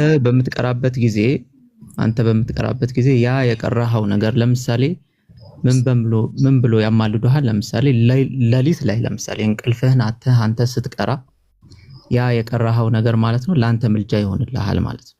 ላንተ ምልጃ እሱ ቃል በቃል የተጻፈ ነገር አለ። እንደዛ ነው ምልጃው። የቁርአን ምልጃ በዚህ መልኩ ነው ተብሎ የተጻፈ ነገር አለ እንዴ? ልታሳየን ትችላለህ? አዎ እስኪ እንየው። ኦኬ አዲስ ላውጣ። ወራህመቱላሂ ወበረካቱ። ስሚዞ ወአለይኩም ሰላም ኡስታዝሽ አለህ? እንዴት ነው? ለሰላት ወጥቼ ነበር። አይ እየሰማሁት ነበር መልስን ስትሰጠው የሐዲስ ማስረጃ ሲል ነው የገባሁት። እሱን ላወጣ ብዬ። እሺ ኦኬ እኔ ላውጣልህ ለማለት ከመጣህማ ቀጥል አንተ ከመጣ። አይ ችግር የለውም። ራሱ ሚሽካቱል መሳሂብ መጽሐፍ 7 ሐዲስ 7 ላይ ወይም ደግሞ ሙስነድ አህመድ 6589 ላይ አለ። አብደላህ ኢብኑ ዑመር እንደተረከው የአላህ መልእክተኛም ሰለላሁ ዐለይሂ ወሰለም እንዲህ አሉ፣ ጾምና ቁርአን በትንሣኤ ቀን ለአላህ ባሪያ ያማልዳሉ። ጾምም ጌታ ሆይ በመዓልት ምግብ እና ፍላጎት ከከለከልኩ ላማልደው ይላል። ቁርአንም ጌታ ሆይ በሌሊት እንቅልፍ ለከለከልኩት ላማልደው ይላል። እናም ያማልዳሉ ይላል። አሁን ጾም የሚባለው ራሱን የቻለ ፐርሰን አይደለም። ጾም ልክ እንደ ሰውና እንደ መላእክት ራሱን የቻለ ቅዋሚ ማንነት ወይም ደግሞ ፐርሰን አይደለም። ለሚጾሙ ሰዎች ጸዋሚዎች በትንሣኤ ቀን አጅር ያስገኛል ማለት ነው። ልክ በተመሳሳይም ቁርአን ለሚቀሩት ቃሪዎች በትንሣኤ ቀን አጅር ያስገኛል ማለት ነው እንጂ ልክ ረሱል ሰለላሁ ዐለይሂ ወሰለም እንደሚያማልዱት መላእክቶች እንደሚያማልዱት ወይም ደግሞ አንተ ለኔ እንደምታማልደው ማለት አይደለም። ለምሳሌ አሁን አንተ ዱዓ አድርግልኝ ብትለኝ እኔ ለአንተ ዱዓ ባደርግልህ እሱ ምልጃ ይባላል። ለራሴ ግን ዱዓ ካደረኩኝ ተማጽኖ ይባላል ማለት ነው። ሸፋዓ ማለት በአረብኛ እሱ ነው። ነገር ግን እዚህ ጋር ግን የተጠቀመው ኢዶማቲክ ኤክስፕሬሽን ነው ብለው ነው የሚያስቀምጡት። ኢዶማቲክ ኤክስፕሬሽን ማለት ኢስቲጥላ ማለት ነው ራሱ ኢስጢላህ ማለት ነው። ኢስጢላህ ይቅርታ፣ ኢስጢላህ ይባላል። ኢስጢላህ ማለት ምንድነው? ፈሊጣዊ አነጋገር፣ ፈሊጣዊ አገላጽ፣ ኢዲዮማቲክ ኤክስፕሬሽን ነው። ለምን ጾም የሚባል ነገር ፐርሰንም አይደለም አካልም አይደለም። ጾም ማለት ነው። ጾም ምንድነው ብለህ ብትል ልታገኘው አትችልም። ስለዚህ ቁርአን በቂያማ ቀን ለሚቀሩ ሰዎች ሸፋ ይሆናል ወይም ደግሞ ያማልዳል ሲባል ጾም ለሚጾሙ ሰዎች ያማልዳል በተባለበት ሂሳብና ስሌት ነው። ያ ማለት ደግሞ ምንድነው? አጀር ያስገኛል ባጭሩ። ኦኬ ምንድነው ግን ልክ ነው። አሁን ጾም ፐርሰን አይደለም ልንል እንችላለን። ቁርአን ግን ፈጣሪም ፍጡሩም አይደለም ራሱን የቻለ አካል ነው አንልም። እንደዛ አካል ብለን አንልም። አካል ማለት ሸክስ ነው አይደለ? በአረብኛ አሁን ለምሳሌ ፍጡርም አይደለም ፈጣሪም አይደለም ካልን እሱን እንመጣበታለን። ምንድነው የሚለው ነገር ቁርአን ምንድነው የሚለው እንመጣበታለን። ግን መጀመሪያ ግን ስለ ምልጃ እንጨርስ። ፐርሰን አለው ነው ቁርአን ፐርሰን የለውም ነው ፐርሰን የለውም። በእስላሚክ ቴዎሎጂ ላይ ቁርአን ፐርሰን ነው የሚል ትምህርት የለም። ይሄው እያማለደ አይደለ? ጾምም ያማልዳል ይላል። ስላማለደ አንድ ነገር ፐርሰን ነው ማለት አይደለም። ኢዲዮማቲክ ኤክስፕሬሽን ነው። ፎር ኤግዛምፕል ኤግዛምፕል ልስጥ። ኢዮብ 28:14 ላይ አውጣው እስቲ አንዴ ላሳየህ። አንድ ነገር ላሳየህ። አይ እንግዲህ እንትን ነው ደብል ስታንዳርድ ነው ቤታችን። መጻፊያ አይነካብኝ ካልክ ያው ታች ወርደህ ታፕ ታደርጋለህ ማለት ነው። ፈርታል ማለት ነው። ሐሳብ ነው እያቀረብን ያለ ነው። ኢዮብ ምዕራፍ 28 ቁጥር 14 ላይ ቀላይ በእኔ ውስጥ የለችም ይላል፣ ባህርም በእኔ ውስጥ የለችም ይላል። ባህርና ቀላይ ያወራሉ? ፐርሰን ናቸው? ያወራሉ። ፐርሰን ናቸው ወይ ነው ጥያቄው? አዎ ፐርሰን ናቸው ወይ ነው? ቀላይም ቀላይ ነው፣ ራሱን የቻለ አካል አለው። ኖ ፐርሰን ናቸው ወይ ነው ያልኩህ እኮ። ቦዲ ናቸው ያልኩህ። ፐርሰን ማለት እኮ ራሱን የቻለ አካል ማንነት ያለው አካል ማለት ነው። አይደለም እንደዛ ማለት አይደለም። ፐርሰን እና ቦዲ ምንድነው ልዩነቱ? ቦዲ ፐርሰን ማንኛውም ፐርሰን ቦዲ አለው። ማንኛውም ፐርሰን ቦዲ። እግዚአብሔር በፐርሰን ስንት ነው ብላችሁ ነው የምታምኑት? ማንኛውም ፐርሰን ቦዲ ያለው ነው ያልኩህ። እግዚአብሔር 3% ነው ስትሉ ምን ማለታችሁ ነው? 3 ቦዲ ማለታችሁ ነው? 3% ማለት እግዚአብሔር 3% ስትል 3% ዋን ኤሰንስ ብላችሁ አይደል የምታምኑት? 3 አካል አንድ እግዚአብሔር። ስለዚህ 3 አካል ስትሉ 3 ቦዲ እያላችሁ ነው ወይስ 3% እያላችሁ ነው? 3% ስትል 3 ቦዲ ማለት ነው። እግዚአብሔር 3 ቦዲ አለው? እግዚአብሔር አይደለም 3 አካል። እግዚአብሔር 3 አካል አለው ስትል ቦዲ እያልክ ነው ወይ? እስኪ ምን መሰለህ የትርጉም እንትን እንዳያመጣ ችግር የለውም። ቦዲ ማለት ይኸውልህ አማናዊዬ፣ ቦዲ ማለት ሊኩዊድ ሶሊድ ጋዝ ኤንድ ፕላዝማ ማለት ነው። በግሪከኛ ምን ይባላል? ሶማ ይባላል። በአረብኛ ጀሰድ ይባላል። ጀሰድ ማለት አካል ማለት ነው። ራሱ አካል ማለት በአማርኛ ሁለት ጀሰድ ይባላል። አማርኛ አለ እንዴ? እኔ ሰምቼ አላውቅም። ጀሰድ በአረብኛ ነው ያልኩህ። ስለምትቸኩል ነው አንተ ምንድነው? አዎ በአረብኛ ጀሰድ ይባላል፣ በግሪከኛ ሶማ ይባላል፣ በእንግሊዝኛ ቦዲ ይባላል። አንዴ ወደ አማርኛም ልመጣ እኮ ነው። ለምን ትቸኩላለህ? ላስት ዋርኒንግ ነው የምሰጥህ፣ የመጨረሻ ማስጠንቀቂያ ነው የምሰጥህ። እንደዚህ በዚህ መልኩ ከሰው ጋር እናወራው። እውቀት ከሆነ መገብየት የምትፈልገው አርጊመንት ቢልድ ማድረግ ከሆነ የምትፈልገው በስነ ስርዓት ነው ምንም ማውራት ያለብን። ገብቶሃል? ኦቨርላፕ እንዳትፈጥር ካሁን በኋላ ማለት ነው። የመጨረሻ ላስት ዋርኒንግ ነው። ቀይ ይሰጠዋል። ቁጭ ብለህ ትማራለህ። ታች ታፕታፕ ታደርጋለህ። ሌሎች ሰዎች ሲማሩ ታያለህ ማለት ነው። እኔ ያልኩ ምንድን ነው ቦዲ የሚለው ቃል በአማርኛ አካል ለሚለው ቃል ይሆናል። በእንግሊዝኛ ቦዲ የተባለው በግሪከኛ ሶማ ይባላል። በአረብኛ ጀሰድ ወይም ጂስም ይባላል። ያም ማለት ነው ሲባል ሊኩዊድ ሶሊድ ጋዝ እና ፕላዝማ ማለት ነው። እንደዛ ናቸው እነሱ እንደዛ ናቸው። ግን ፐርሰን ማለት ግን ፕሮሶፖን ማለት ነው። እኔ የሚል አይደንቲፋይ የሚያደርግ ነው፣ ማንነት ነው። ሜታፊዚካል ማለት ነው። ሜታፊዚካል ነው። አብ ወልድ መንፈስ ቅዱስ 3 አካል ናቸው ስትሉ 3 ቦዲ ወይም ደግሞ 3 ሶማ አላችሁ እያላችሁ አይደለም። እንግዲህ ክርስቲያኖች እየሰማችሁት ነው። አብ ወልድ መንፈስ ቅዱስ 3 ቦዲ አላቸው እያለ ነው ያለው ልጁ። ቦዲ ማለት ሊኩዊድ ሶሊድ ጋዝ ፕላዝማ ማለት ነው። እንደዛ እያለ ነው ያለው። እንደዛ ምትል ከሆነ መቀጠል እንችላለን።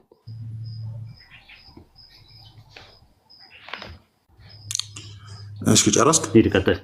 ጨረስኩኝ። እንደዛ ማለት ነው። ምንድነው አሁን ልትለኝ የፈለግከው? እኮ ለምን ለማለት እንደፈለኩማ ገብቷል። አሁን ሶስት አካል ናቸው ሲባል ቦዲ እያልክ ነው ወይ? እኔ ጠየቅኩ፣ አሁንም ደገምኩ። ቦዲ ማለት ምን ማለት ፈልጋል በአማርኛ? ቦዲ ማለት አካል ነው በአማርኛ ሲመጣ። አካል የሚለው ደግሞ ሁለት አይነት ትርጉም አለው በአማርኛ። አካል ማለት ሁለት ትርጉም አለው። አለቃ ኪዳነ ወርቅ መዝገበ ቃላት ላይ ምንና ምንድን ናቸው ትርጉማቸው?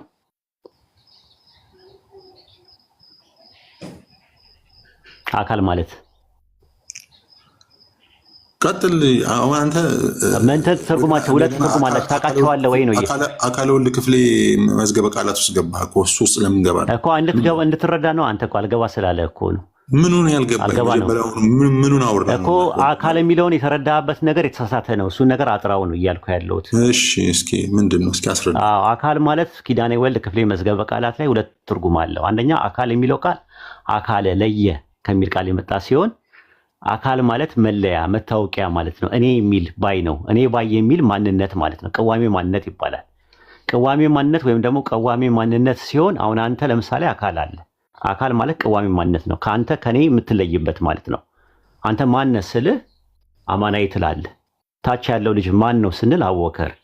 ከዛ ደግሞ እስሚዝ የምንባለው ነገር አካል ይባላል። ገብርኤል፣ ሚካኤል፣ ሱራፌል፣ መላእክቶች በአጠቃላይ ፐርሰን አላቸው፣ አካል አላቸው። ፈጣሪም በእናንተ ትምህርት አካል አለው ስትሉ ይህንን ነው። እኔ ባይ ነው ማንነት አለ፣ ሶስት ማንነቶች አሉ እያለ።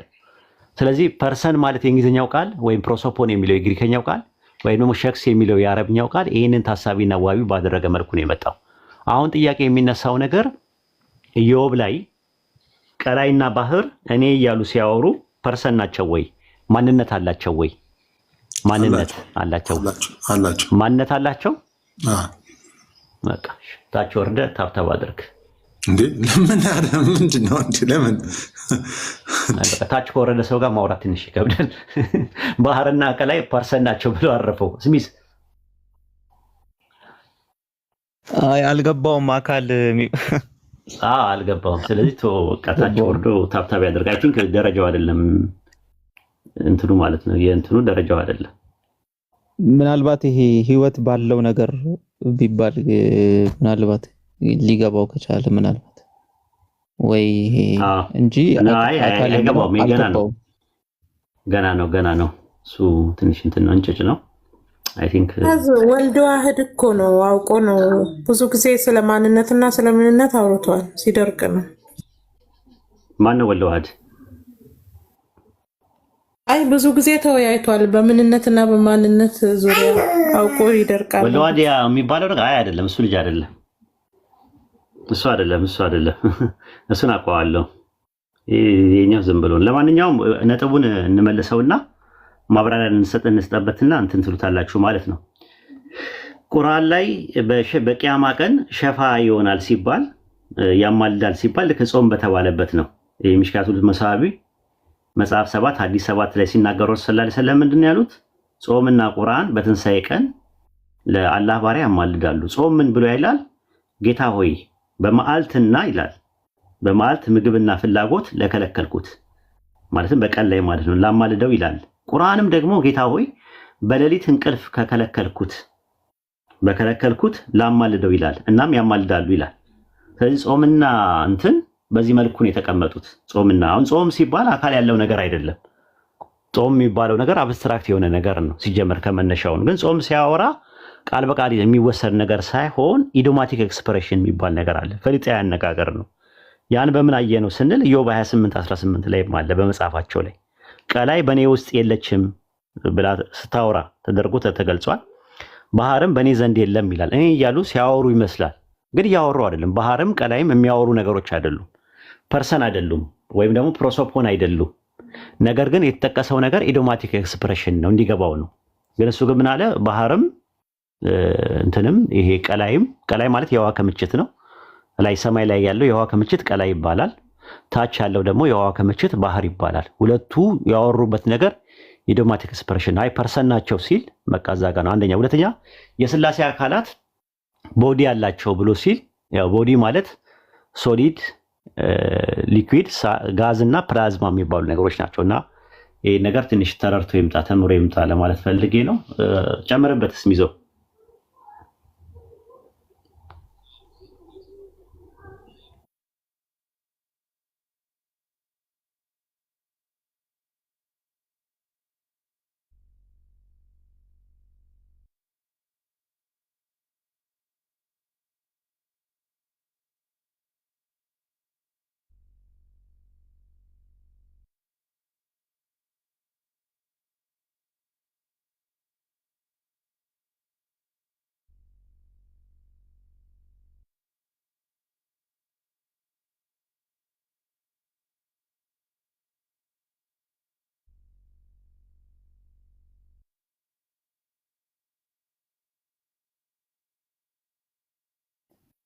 ከታች አይሰማም ይላሉ። የኔ ነው መሰለኝ። እስቲ ማሂር አንተ አውራ። አይሰማም እያሉ ነው። ምንድነው?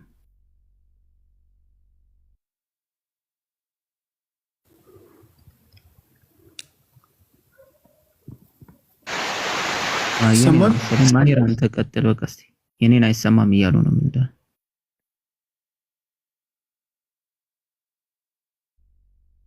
አሁን ይሰማል። ስሚቶ ቀጥል ሀይቢ። ኦኬ ስለዚህ ያው አካል ተብሎ ሲጠራ ከሁለት አንፃር መረዳት መቻል አለባችሁ ማለት ነው። እንጂ አሁን ቦዲ በሚለው ማንነትን ለማመልከት ቦዲ ተብሎ ስላሴ 3 ቦዲ አላቸው ተብሎ አይነገርም። 3 ማንነት አላቸው ብሎ ከመናገር ነው ሊያመጣ የሚችል የነበረው።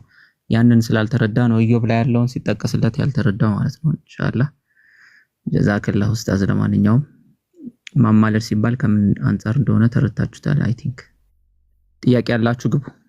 ክርስቲያኖች ጥያቄ ያላችሁ ክርስቲያኖች አሁን ግቡ። ብዙ አለ ጥያቄ ያላችሁ አስገቡ። ሞዴሬተሮች ኡስታዝ ስላለ ስሚዝ ጥያቄ ያላቸው ክርስቲያኖች ቢገቡ አይሻልም? ኡስታዝ ገስት ያላኩና ለዛ ነው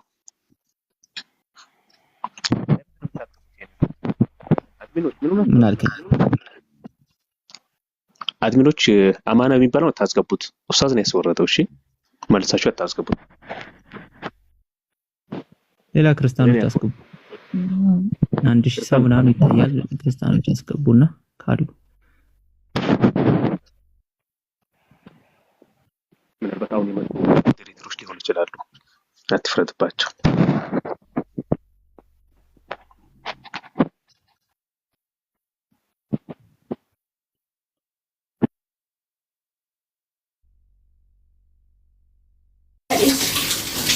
እሱን እያዳመጥኩት ነው። ወደዚህ እና ነቦ ገባው ነቦ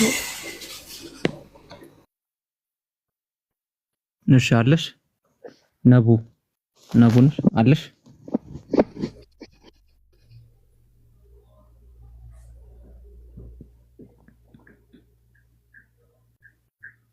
ቃል አለሽ መግባት ዋንም ኡስታዝ ጀማል ድምጽህ ልክ አይደለም።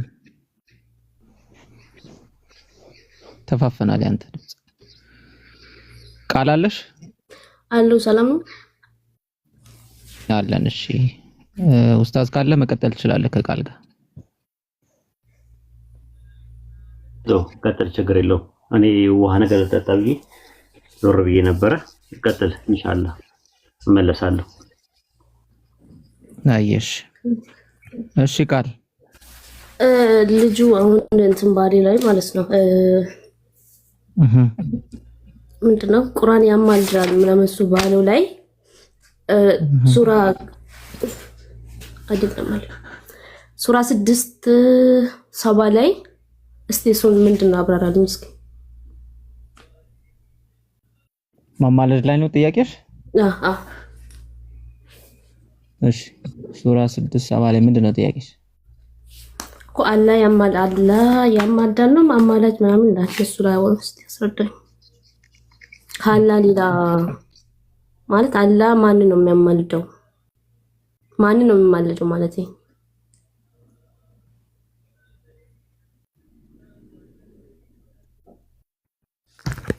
ምዕራፍ 6 ቁጥር 7 ነው ያልሽኝ?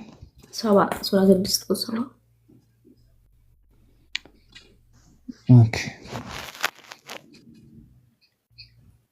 እሺ እነዛንም ሃይማኖታቸውን ጨዋታና ላጋጣ አድርገው የያዙትን ቅርቢቱም ህይወት ያታለላቸውን ተዋቸው።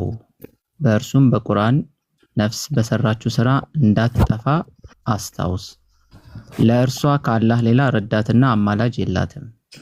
በመበጃውም ሁሉ ብትበጅ ከእርሷ አይወሰድም። እነዚያ በሰሩት ስራ የተጠፉት ናቸው። ለነሱ ይክዱ በነበሩበት ምክንያት ከፈላ ውሃ መጠጥና አሳማሚ ቅጣት አላቸው ይላል። እሺ እዚህ ላይ ጥያቄሽ አይ ቲንክ ለእርሷ ከአላህ ሌላ ረዳትና አማላጅ የላትም የሚለውን ስለዚህ እዚህ ጋር እያወራ ያለው ኮንቴክስቱን ካየሽው ምን ያደረጉ ሰዎችን ናቸው? ስለማን ነፍስ እያወራ ነው? ሃይማኖታቸውን ጨዋታና ላጋጣ አድርገው ስለያዙ ማለት ነው። ስለዚህ ምን እያላቸው ነው? ለነሱ ማለት ነው በቅርቢቱ ህይወት ያታላቸው ተዋቸው በዚህ በዱንያ ላይ ማለት ነው።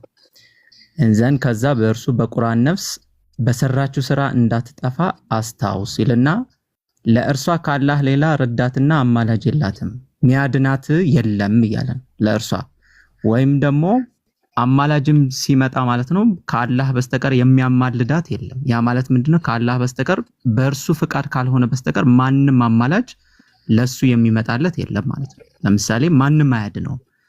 አንድ ካፊር ወይም ደግሞ በአላህ Subhanahu Wa Ta'ala የካደ ሰው ለምሳሌ ካለ ያ በአላህ Subhanahu Wa Ta'ala የካደ ሰው ማለት ነው ማንም ሰው ዘሩም ገንዘቡም ምንም ነገሩ ምን አያደርገውም አያድነውም። ስለዚህ ምን የለውም ማለት ነው አላህ Subhanahu Wa Ta'ala ከፈቀደለት ሰው በስተቀር ማንም አያማልደውም፣ ማንም ለሱ ደግሞ ረዳት አይሆነውም ማለት ነው። ግልጽ ነው ሐሳቡ? እሺ ማለት አማላጅ ስል ከማን ጋር ነው የሚያማልደው ታዲያ? አላህ ራሱ አላህ እንዴት ነው የሚያማልደው? እንደዛ አይደለም እያልኩሽ ያለሁት እሺ ደርስ እያልኩሽ ያለሁት ምንድነው እቺ ምን ያለች ነፍስ ወይም ደግሞ ጨዋታና ላጋጣ ያደረገች ነፍስ እነዚህ ነፍሶች ነገ የውመል ቂያማ ማለት ነው ምን የላቸውም ረዳትና አማላጅ የላቸውም። ከአላህ ሌላ ረዳትና አማላጅ የላቸውም ብሎ ማለት አንድ ሰው ከካደ ምንን ይገባል? መጨረሻ ላይ ገሃነምን ይገባል። ገሃነም ወራጅ ነው። ያንን ገሃነም ወራጅ የሆነውን ነፍስ ማለት ነው ማንም ረዳትና አማላጅ የለውም። ማንም ረዳትና አማላጅ የለውም ብሎ ማለት ማንም አያድነው። ለምሳሌ ለሙስሊሞች የተለያዩ አማላጅ የሚመጣላቸው አሉ። ለምሳሌ አንድ መልካም የሆነ ልጅ ለወላጆቹ ምን ሊያደርግ ይችላል? ሊያማልድ ይችላል። ኦኬ መልካም የሆነ ልጅ ለወላጆቹ ሊያማልድ ይችላል። በተመሳሳይ እንደዚህ ግን የካዱ ሰዎች ኦኬ የካዱ ሰዎች ማንም ረዳትና አማላጅ የላቸውም። ነገ የውመል ቂያማ የመጨረሻው ቀን ላይ ማንም ረዳትና አማላጅ የላቸውም። ምልጃ እንኳን የሚመጣ ሲሆን ማንም ምልጃ ቢመጣ እንኳን ማንን ነው በማን ፍቃድ ነው ሊያማልድ የሚችለው? በአላህ Subhanahu Wa Ta'ala ፍቃድ ብቻ ነው ሊያማልድ የሚችለው ማለት ነው። ስለዚህ ረዳትና አማላጅ የላቸውም ማለት ነው። ለነዚህ ሃይማኖቶቻቸውን ላጋጣና ጨዋታ አድርገው ለያዙ ሰዎች ማለት ነው። ግልጽ ነው?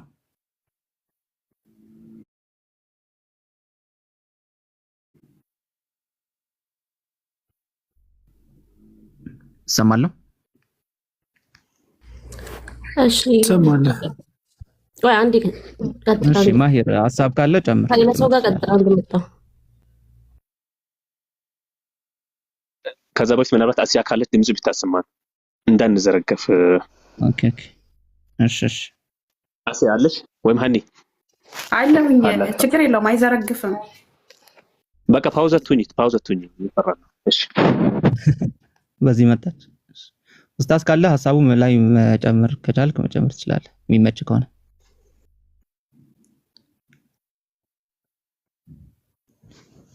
ኡስታዝ አልተመቸውም መሰለኝ። እስሚዞ አንተ ያነሳው ሐሳብ ከፈለገችው ሱረቱል ዩኑስ ላይ ሰላም አለይኩም ይሰማለሁ። መጣል ትሰማለህ? መጣል አዎ ከአላህ ሌላ ረዳትም የላቸውም እና ረዳትም አማላጅም የላቸውም ሲል ረዳትና አማላጅ የሚለውን አማርኛው ላይ አምታቷቸዋል። ብዙ ሰዎች እንደዚህ አይነት ጥያቄ ይነሳል። ራሱ ማለት ተያይዞ ስለመጣ ከአላህ ሌላ ነው። ከአላህ ምንድነው የሚለው?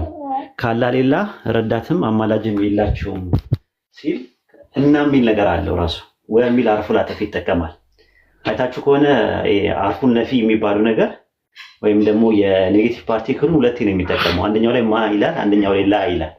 ስለዚህ ምንድነው ወደ እነዚህ ከጣዖታውያኖች መካከል የቂያማ ቀን የሚያስጥላቸው የሚረዳቸው ከአላህ ረዳት ውጪ የለም፣ በተጨማሪም ደግሞ አማላጅም የላቸውም ነው።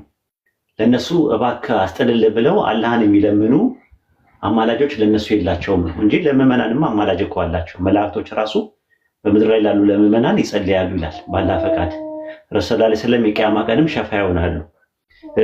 እስሚዞን አሁን ደዋ አድርግልኝ ብዬ ብለው ለኔ ደዋ ቢያደርግልኝ ምልጃ ነው እሱ ራሱ። ስለዚህ አላህ አማላጅ እንጂ ተማላጅ ማነው? ተማላጅ እንጂ አማላጅ አይደለም። አላህ ጸሎትን የሚቀበል ነው። አሁን የልጅቷ ጥያቄ ምንድነው? አማላጅ ሲባል ጸላይ ስለሆነ ጸሎትን አድራሺ ስለሆነ ከአላህ ሌላ ረዳት እና አማላጅ የላችሁም ሲል አማላጅ የሚለው የሚጠጋ የመሰላት ወደ አላህ ስለሆነ አላህ ለማን ነው የሚያማልደው? አማላጅ ነው ከተባለ ደግሞ ተማላጁ አላህ ማን ነው ነው የልጅቷ ጥያቄ። አግባብነት ያለው ጥያቄ ነው፣ ግን የግራማቲካሊ ሴቲንግ እና ፕሎቶቹን በደንብ ካለ መረዳት ነው። ሙፈሲሮችም ኢብኑ ከሲርም በዚህ መልኩ ነው የሚያስቀምጠው። በዛ የቅጣቱ ቀን ከአላህ ሌላ ረዳት ማንም የላቸውም። በተጨማሪ ደግሞ ከቅጣቱ የሚያስጥል አማላጅም ወይም ፍጡር የሆነ አማላጅም የላቸውም ለማለት ተፈልጎ ነው ብሎ ያስቀምጠው። በዚህ መልክና ልክ መረዳትም ማስረዳትም ትችላለች ማለት ነው። ቃል ግልጽ ነው። እሺ ይቅርታ አልነበርኩም እና ሌላው ማለት ብዙም አይደለም፣ ግን ይሁንሽ ሌላ ጊዜ የምትሰማው አጥታችሁን ማለት አሁን ለምሳሌ አልነበርኩም ማለት እንደዚህ አውርቼ አላሳዝንሽ። አይ ስልክ የመጀመሪያውም ሰምቻለሁ፣ ችግር የለም። አስፈላጊ ከሆነ ለነገሩ ታች ያለው ሰው ካዳመጠው ችግር የለም። የቀዳ ሰው አለ? እስቲ አንድ ያሰሟት እንደው ኢነርጂ እንዳልጨረሰ ገብቶሻል ወይ መልሱ? ወይ እኔ መለስኩት። እሺ ገብቶሽ ነበር? አያገባኝም። ኧረ ግልጽ ነበር። አማላጅ ማቆም የሚያማልድ ነው። ለምሳሌ አማላጅ ስንለው እኔ አሁን ኦርቶዶክስ ነኝ። በኦርቶዶክስነት ያው ማርያም አማላጅ ነች፣ ገብርኤል አማላጅ ነው። የሚያማልደው እነሱ እግዚአብሔር ነው ማለት እነሱ አማላጅ ናቸው። አሁን አላህ ካላ ሌላ አማላጅ ካለ አላህ ማን ነው? አላህ የትኛው አላህ ነው የሚያማልደው? አላህ አዎ፣ ግን አላዳመጥሽኝም እንጂ እኮ ተናግሬ የነበረ ቃል እድገምልሽ አንዴ። ምንም ችግር የለም። ከአላህ አጅር ስለሚገኝበት ታች ያለውም ሰው ስለሚማር አንቺም ብትማሪ ብታውቂ ነው። ምንድነው መሰለሽ እዛ ጋር የሚጠቀመው ነገር ከአላህ ሌላ ረዳትም የላቸውም በተጨማሪ አማላጅም የላቸውም ነው ለማለት እና የሚል ነገር አለ። አሁን አንቺ የመሰለሽ ምንድነው ከአላህ ሌላ ረዳትም አማላጅም የላቸውም ሲባል አማላጅ የሚለውን ያስጠጋሽው ወደ አላህ ነው። ግን የቁርአኑ አንቀጽ እየተናገረ ያለው የቂያማ ቀን ቅጣቱን የሚያስጥል ረዳት ከአላህ ሌላ የላቸውም። ከአላህ ሌላ የምትለው ወደ አላህ ነው የምትጠጋው። በተጨማሪ ደግሞ አማላጅም የላቸውም። ደዋ የሚያደርጉላቸው እባክህ አላህ ወይ ከዚህ ቅጣት አድናቸው ብሎ የሚያማልዱ አማላጅ በዛን ሰዓት የላቸውም ነው የሚለው። ተሰሚ አማላጅ የላቸውም እያለም ሌላም ቦታ ደግሞ የሚናገርበት ብዙ ጥቅሶች አሉ፣ የቁርአን ጥቅሶች ላይ ማለት ነው። እና ረሱል ሰለላሁ ዐለይሂ ወሰለም የቂያማ ቀን ሸፋያ ይሆናሉ፣ አማላጅ ሆነው ይጸልያሉ ለእኛ ማለት ነው። መላእክቶችም ምድር ላይ ላሉት አሁን መላእክቶች በአሁኑ ሰዓት ምድር ላይ ላሉት በጥቅል ያማልዳሉ። አማላጆች ናቸው መላእክቶችም ማለት ነው። ኦኬ ያማልዳሉ።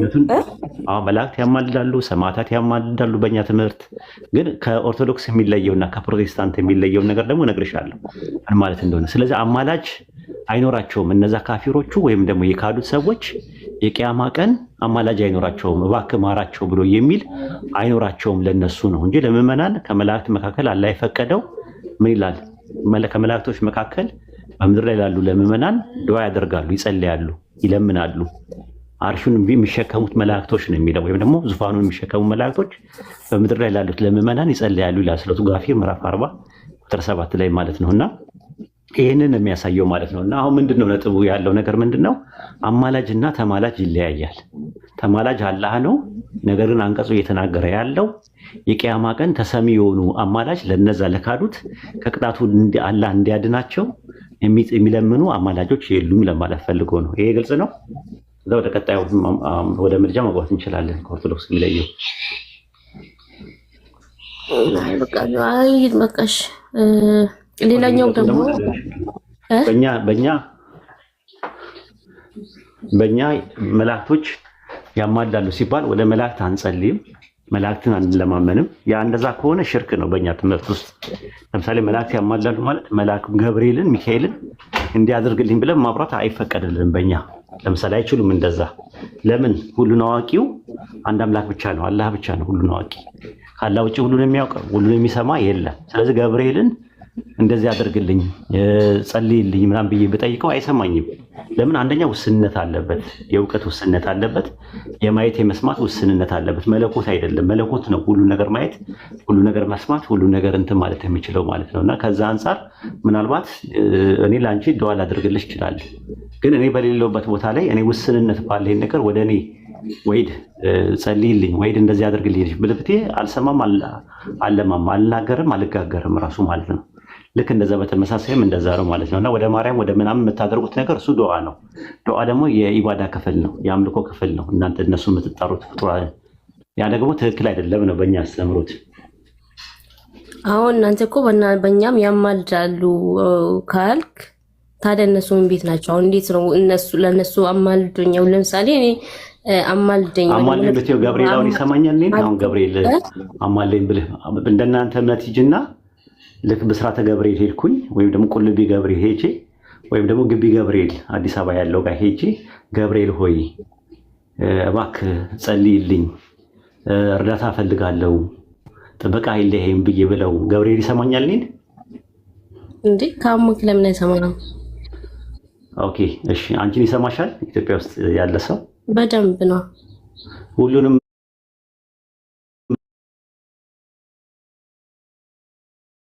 ፊት ለፊት እንደዚህ ዋሂድ ምናምን ሰላም ብሎ ገብርኤል ያለው ሰማይ ላይ ነው እና ምድር ላይ ያሉት ሁሉም በአንድ ጊዜ ቢጸልዩ ወደ ገብርኤል በአንድ ጊዜ ሁሉንም መስማት ይችላል፣ ሁሉንም ማወቅ ይችላል፣ ሁሉንም ማየት ይችላል። ከራሱ አይደለም አንተ ምን ታውቃለህ? ከራሱ አይደለም ማለት ያማልዳል ማለት ፈጣሪ በጸጋው ሰጥቶት ምናምን ነገር ችሎታውን ሰጥቶት ምናምን ችሎታውን ሰጥቶት ነው ፈጣሪ።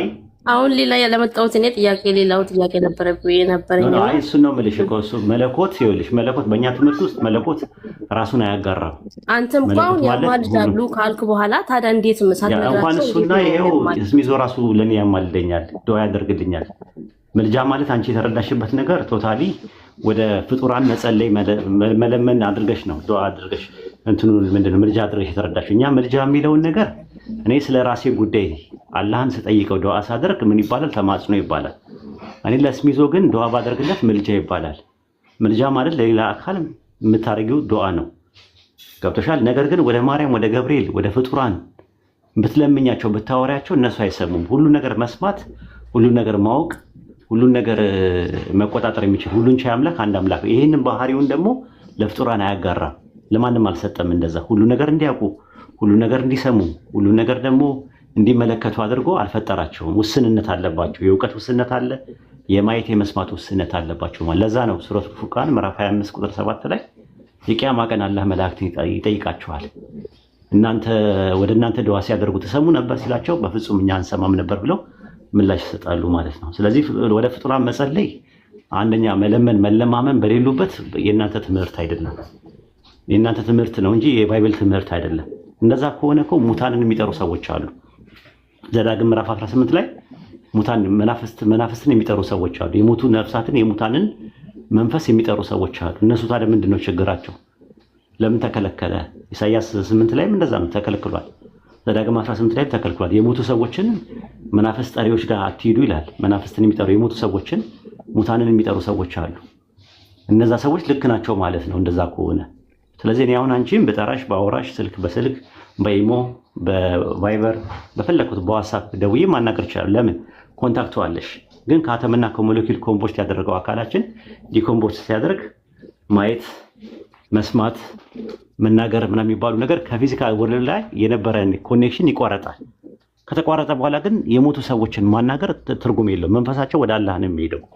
እዛ ደግሞ ውስንነት አለባቸው። እዚህ ያለውን ነገር መቆጣጠር አይችሉም። በህይወትም እያሉ መቆጣጠር አይችሉም። ሁሉ ነገር እንኳን አይደለም ሞተው ይቅርና።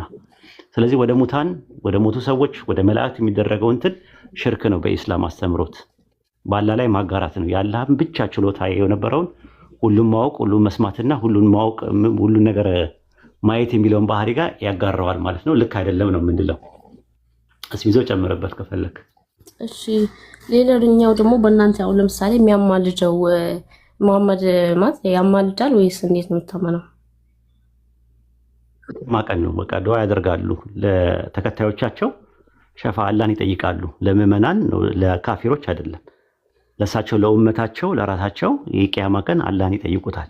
ያ ማለት ምንድነው? መልጃ ይባላል ማለት ነው። መላእክትም አሁን እኮ አልኩሽ እኮ አርሹን የሚሸከሙ መላእክትና በዙሪያ ያሉት ነው የሚለው። መላእክቶች በምድር ላሉ ምዕመናን ይለምናሉ አላህን ይላሉ። ኃጢአታቸውን ይቅር በላቸው ብለው ይለምናሉ ይላል ቁርአን። ያ ማለት ግን እኔ ገብርኤልን ሚካኤልን እንዲያደርግልኝ አስለምንልኝ እንዲበልልኝ አለው። ቀጥታ አላህን የሚያስፈልገኝ ነገር መጠየቅ እችላለሁ። ገባሽ? እንደዛ ነው የሚደረገው። ግን እስሚዞ በሌለበት እስሚዞ ሆይ እባክህ ፈጣሪ ለምንልኝ እርዳኝ ምናምን ነገር ብዬ ብለው ዋጋ የለውም ማለት ነው። በነገራችን ላይ የእናንተ እኮ የባሰ ነው። ማርያምን ስታወሯት እኮ እሰግድልሻለሁ ብቻ አይደለም፣ መገዛልሻለሁ አይደለም፣ አምልኮ ላንቺ አቀርባለሁ እያላችሁ ነው የምታቀርቡት። በጣም ከባዱ ነገር ነው። አዎ የክብር አምልኮ ነው። እሰግድለታለሁ። ክብር አምልኮ የሚባል አምልኮ በሁለት ይከፈላል። ደግሞ ጭራሹ ነው አምልኮ አምላክ የእናት እኮ ነው። ሌላኛው ውስጥ ታመልኳታላችሁ ታመልኳት ማርያምን ታመልካላችሁ? ለምን አመልካታለሁ? የጌታዬ እናት ክብር የምገባትን ክብር አንድ ሰው የአባገሩ ይዘጋስጫ እስቲ ያውጣልኝ አንድ ሰው የሚችል ሰው ካለ ከመካከላችሁ እስሚው ትችላለህ? አባገሩ ይዘጋስጫ አምልኮ መስዋዕት ላንቺ ሰዋል ያለበትን አውጦላት ልፈልገው ካለ ኡስታዝ። እሺ ዩቲ የሚችል ሰው አለ? የክብር አምልኮ የሚባል ነገር የለም። የክብር ስግደት እንጂ የክብር አምልኮ የክብር ስግደት አይደል? ስግደትማ ቢሆን እኮ ጥሩ ነው። የእናንተ የባሰው ነገር አምልኮ ታቀርባላችሁ። ማንኛውም ሰው እንደዛ የሚል የለም። ይሄማ አንድ ሰው ምን አገባኝ ታዲያ? እኔ የሚችል ሰው የለም። አባገሩ ይዘጋስጫ በመጽሐፍ የሚቀርብ ኡስታዝ ልክፈታ ተፈጭና አሳያቸው። ቅርብ ከነ እኔ ስለ ሰው ምን አገባኝ እንዴ? የምን ሰው አይረ መጽሐፍ እኮ ነው ሊያወጣልሽ። ኧረ ነው እሱን ተውና፣ እኔ እሱን የምጠይቀውን አስተማሪዬን ጠይቃለሁ። አሁን ልጠይቃችሁ መጣሁት እኔ ሌላ ነው እና እንዚራ ስብሐት የሚባለው መጽሐፍ የቤተክርስቲያን መጽሐፍ ነው። የማንም ዝም ብሎ የሚያስተምረኝ አስተማሪ አለ፣ ከሱ ነው የምሰልዩት። ታስተዋል የጸሎት መጽሐፍ ይኸው እቀበላለሁ። ምን ችግር የለም። ችግር የለውም ካልተቀበልሽም። ግን ይኸው እዚህ ጋር ምን ይላል እስቲ አንብቢላት። እኔ አሁን ጥያቄ የሆነብኝ ትመልስልኛለህ ወይስ ልውጣ እኮ? አንዴ እንጨርስ ይሄንን። ለማርያም እንደምታመልኩ እኔ ምን አድርግልኛል? እኔ ምን አንተ እንደፈለከው ፈተህ እንደፈለከው የምታደርገው እኮ አንተ አይደለም። እስቲ የኔ መጽሐፍ አይደለም እንዝራ ስብሐት ላይ እስቲ ይሄንን ይዩና ይዘሽው ሂጂ ጥያቄው ማለት ነው። ችግር የለውም አውቀዋለሁ አልኩኝ። እስቲ አንብቢው ዩቲ አንብቢው አንብቢላችሁ። እሺ እመቤቴ ማርያም ሆይ ከላይ ላንብብላት። በምስጋና በንጽህና ሽቱ ሰውነትሽን ባሸሽ በእግዚአብሔር አብ ስም ልብሱ ባደረገሽ በእግዚአብሔር ወልድ ስም የምስጋና ደም ግባትን በአንቺ ላይ ባስቀመጠ በእግዚአብሔር መንፈስ ቅዱስ ስም እመቤቴ ማርያም ሆይ ያማረ ፍጹም ምስጋና አቀርብልሻለሁ፣ የሚጣፍጥ የአምልኮ መስዋዕትን አቀርብልሻለሁ ይላል። የአምልኮ መስዋዕት ትክክል ነው። የአምልኮ መስዋዕት ምንድን ነው? ይቀርብለታል። አምልኮ አይደለም የአምልኮ መስዋዕት ይላል እኮ መስዋዕት፣ የአምልኮ መስዋዕት ይላል። እስኪ መጽሐፉን አሳየኝ። ይሄው መጽሐፍ እንዝራ ስብሐት መስዋዕት ማለት ነው። ስግደት እንዝራ ስብሐት በአማርኛ አለ እንዴ? ቆይ እስኪ አለ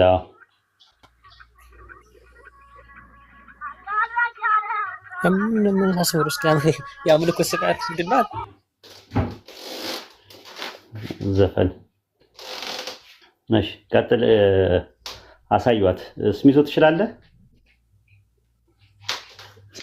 መርሃባ ምን የአምልኮ መስዋዕት የሚባለው ነገር ለማርያም መጽሐፍ ማለት መጽሐፍ እንዝራ ስብሐት የአምልኮ መስዋዕት ይላል እኮ። ምን ማለት ነው? የአምልኮ መስዋዕት ላንቺ ሰዋለሁ እኮ ትርጉም አለው። እነሱ እንደሚፈቱት ትርጉም አለው። ምንድነው? እስቲ ትርጉም ምንድነው? የአምልኮ መስዋዕት እያለ የምስጋና መስዋዕት ማለት ምን ማለት ነው? ለምሳሌ ለፈጣሪ የምስጋና መስዋዕት ይገባዋል ሲባል ምንድነው?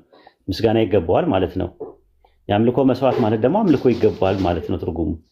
የአምልኮ መስዋዕት የሚገባው ለአንድ አምላክ ሆኖ ሳለ ማርያም እንዴት ነው ይህን ጸሎት ሁሉም በየደብሩ በየቤተክርስቲያኑ ሁላችሁም ጋር ይህንን መጽሐፍ የጸሎት መጽሐፍ የአምልኮ መስዋዕት ላንቺ ይሰዋለሁ እያላችሁ ሌላ ጥያቄ እንዳትጠይቀኝ ነው። አንተ አሁን እኔን ምን እንድትለኝ ነው? ስጀመር ብታውቀው ማርያምን ታመልኳላችሁ። አንተ ስጀመር የራስህን ነው የምትነግረኝ እንጂ ያወጣላትና ቁርአን ስጠይቅ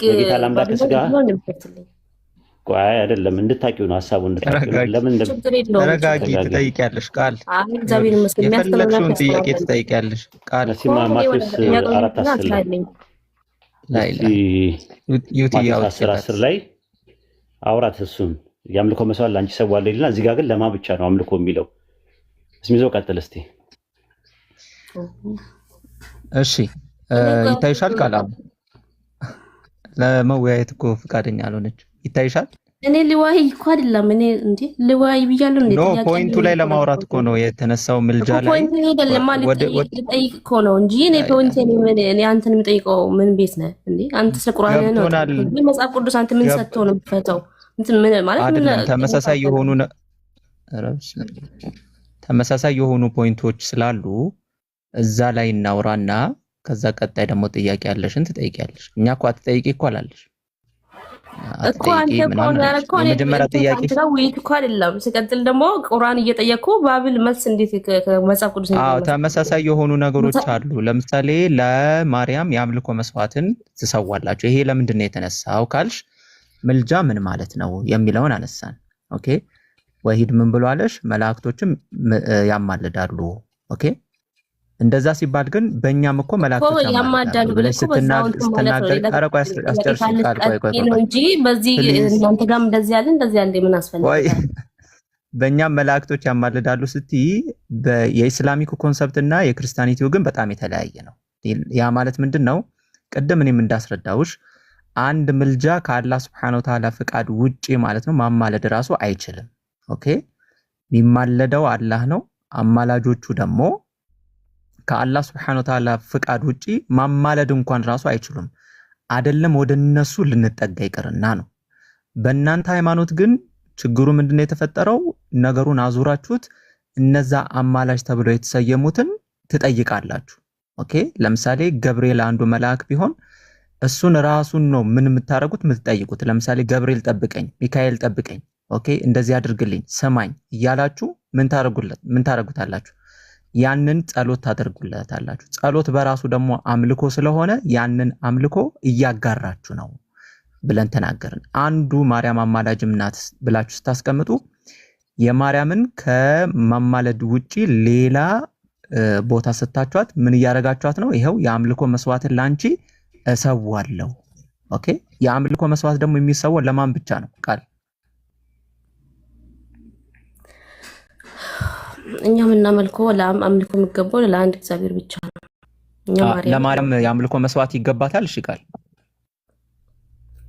ክብር ነው ይገባት። ለማርያም ክብር ስግደት የአምልኮ መስዋዕት ይገባታል። ለማርያም አምልኮ አይደለም ይገባታል ወይ? ይገባታል። የአምልኮ መስዋዕት የአምልኮ መስዋዕት ለማርያም ይገባታል ወይ? አይደለም ማርኩ እኮ አይገባትም አይደል?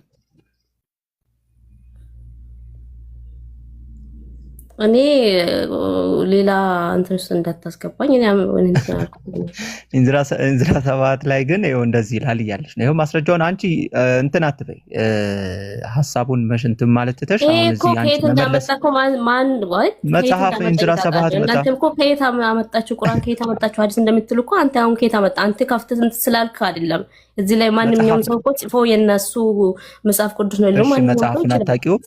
መጽሐፉን አታውቂውም? መጽሐፉን ካላወቅሽው ደግሞ እንዝራ ሰባት የኦርቶዶክስ የምትቀበለው መጽሐፍ ነው ወይስ አይደለም ብለሽ ትጠይቂያለሽ። በቃ ችግር የለው። አንቺ አሁን ስላላወቅሽው ነው በቃ። ወይም መጽሐፉ ደግሞ አዲስ ሆነብሽ ኦኬ፣ እንጂ ይሄ ኦርቶዶክስ የምትቀበለው መጽሐፍ ነው። ኦኬ ኦኬ። አሁን ሙሉ መጽሐፉ ነው ልጠይቅኝ ነው ወይ እንትን የምትለው ወይስ ምንድነው? ልውጣ ወይስ ልጠይቅህ?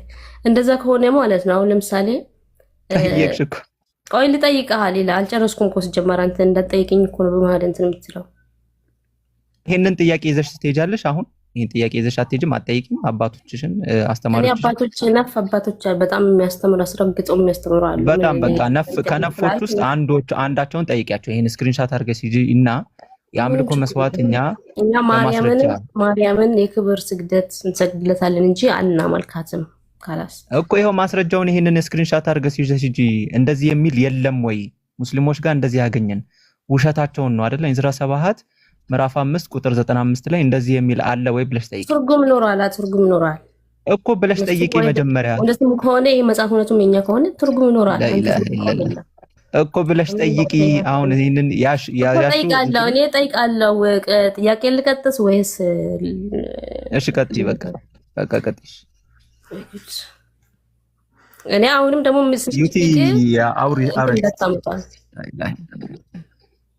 አረ ምንም እንደዚህ አስፈልግም። እኔ ቁርአን እየጠየቅኩ ሌላ እንትን እንድታወራኝ አልፈልግም። ሌላ ምናምን አላወራንም። ተመሳሳይ የሆኑ ነገሮችን አንስተን በእኛ ማለ ስላልሽ የእኛንና የእናንተን በእኛ ማለ ስላልሽ ፕሊስ በጣም ተደጋጋሚ እያወራው ስለሆነ በእኛም ማማለድ አለ ብለሽ ስለተናገርሽ በኦርቶዶክስ ያለው የምልጃ ስርዓት ግን ትክክል እንዳልሆነ ነገርነሽ። ኦኬ ከዛ አንፃር ነው እንጂ መጀመሪያ ቁርአን ላይ ተቀበለን መልሱን ሰጥተን እሺ አሁን ቀጥይ እስቲ ዩቲ ያስቀጥያት እስቲ ያቅሽን ጠይቂ።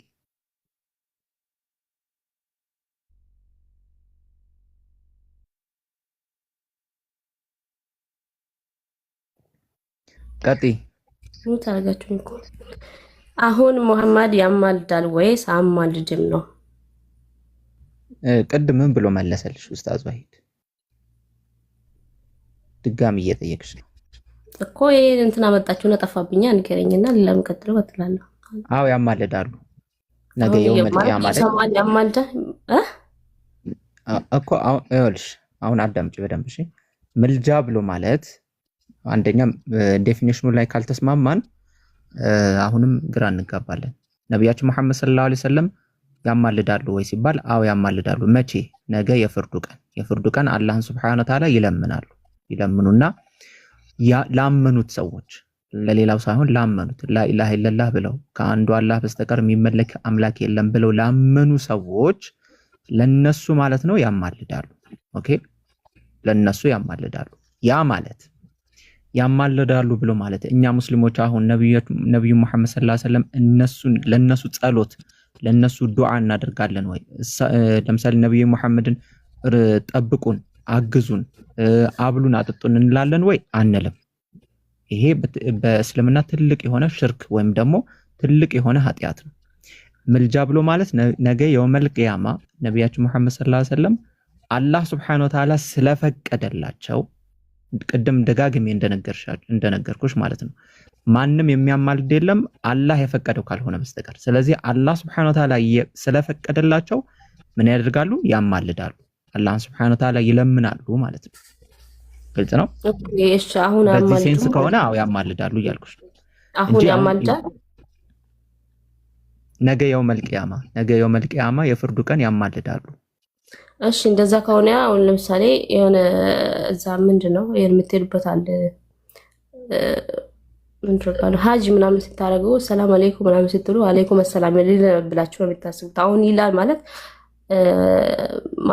እንዴት ለምን አስፈልገ ታዲያ እንደዛ የምትሉ ከሆነ አሁን ማማልድ ከሆነ ማለት ነው ሀጅ የምናደርገው እዛ ነብዩ መሐመድ ያማልዱናል ብለን አይደለም ሀጅ የምናደርገው አንዱ የአርካኑል ኢስላም ወይም ደግሞ የእስልምና ውስጥ አንዱ መሰረት ነው። ስለዚህ አንድ ሰው አቅሙ የቻለ ሰው በህይወት ዘመኑ አንዴ ብቻ በግዴታ የሚሆንበት ማለት ነው የሚያደርገው የአላህ ሱብሓነሁ ወተዓላ ትእዛዝ ነው ሀጅ ብሎ ማለት እንጂ እዛ ስለሄድን ያማልዱናል ብለን አይደለም እዛ የምንሄደው። የአላህን ሱብሓነሁ ወተዓላ ትእዛዝን ለመፈጸም ነው ሀጅ የምናደርገው። ኦኬ ሀጅ የምናደርገው በዛ ሴንስ ነው። እሺ ማለት አሰላሙ አለይኩም ስትሉ ጥያቄውን አሁን በደንብ ስላለሽው ነው። አሁን እኔም ላግዝሽ የፈለኩት ስለ ሰላዋት ነው ማንሳት የፈለግሽው ግን ጥያቄውን በስትክክል አላመጣሽ። እሺ ጠይቂ። አይ ዘናደኝ ነው ማለት እኔ እየጠየቅኩ ስለራሳችሁ እየጠየቅኩ ስለመጻፍ የምታወራው ከሆነ ምኑን ጠየቅኩት አይደል? ይጠፋብኛል። እኔ ስለምን አነሳው አሁን እየመለስኩልሽ አይደል እንዴ ምን ሆናለች?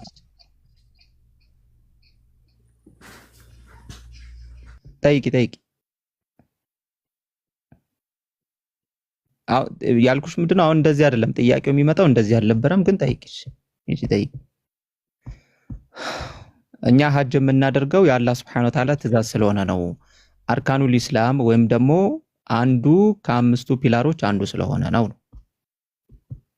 በቃ ይሄ ነው ጥያቄሽ። አሁን እሷ ለማለት የፈለግሽው ራሱ ይገባናል። ግን በደንብ ካንቺ ይምጣ ጥያቄው። ካንቺ ካልመጣ ጭራሽ እኛው ጠይቀን እኛው መልሰንማ አንችልም እኮ።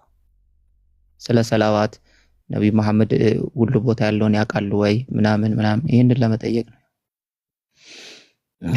ኦኬ ጄክ ካለ መቀጠል ይችላል። እኛው ጠይቀን እኛው እንመልስ። ወጣለች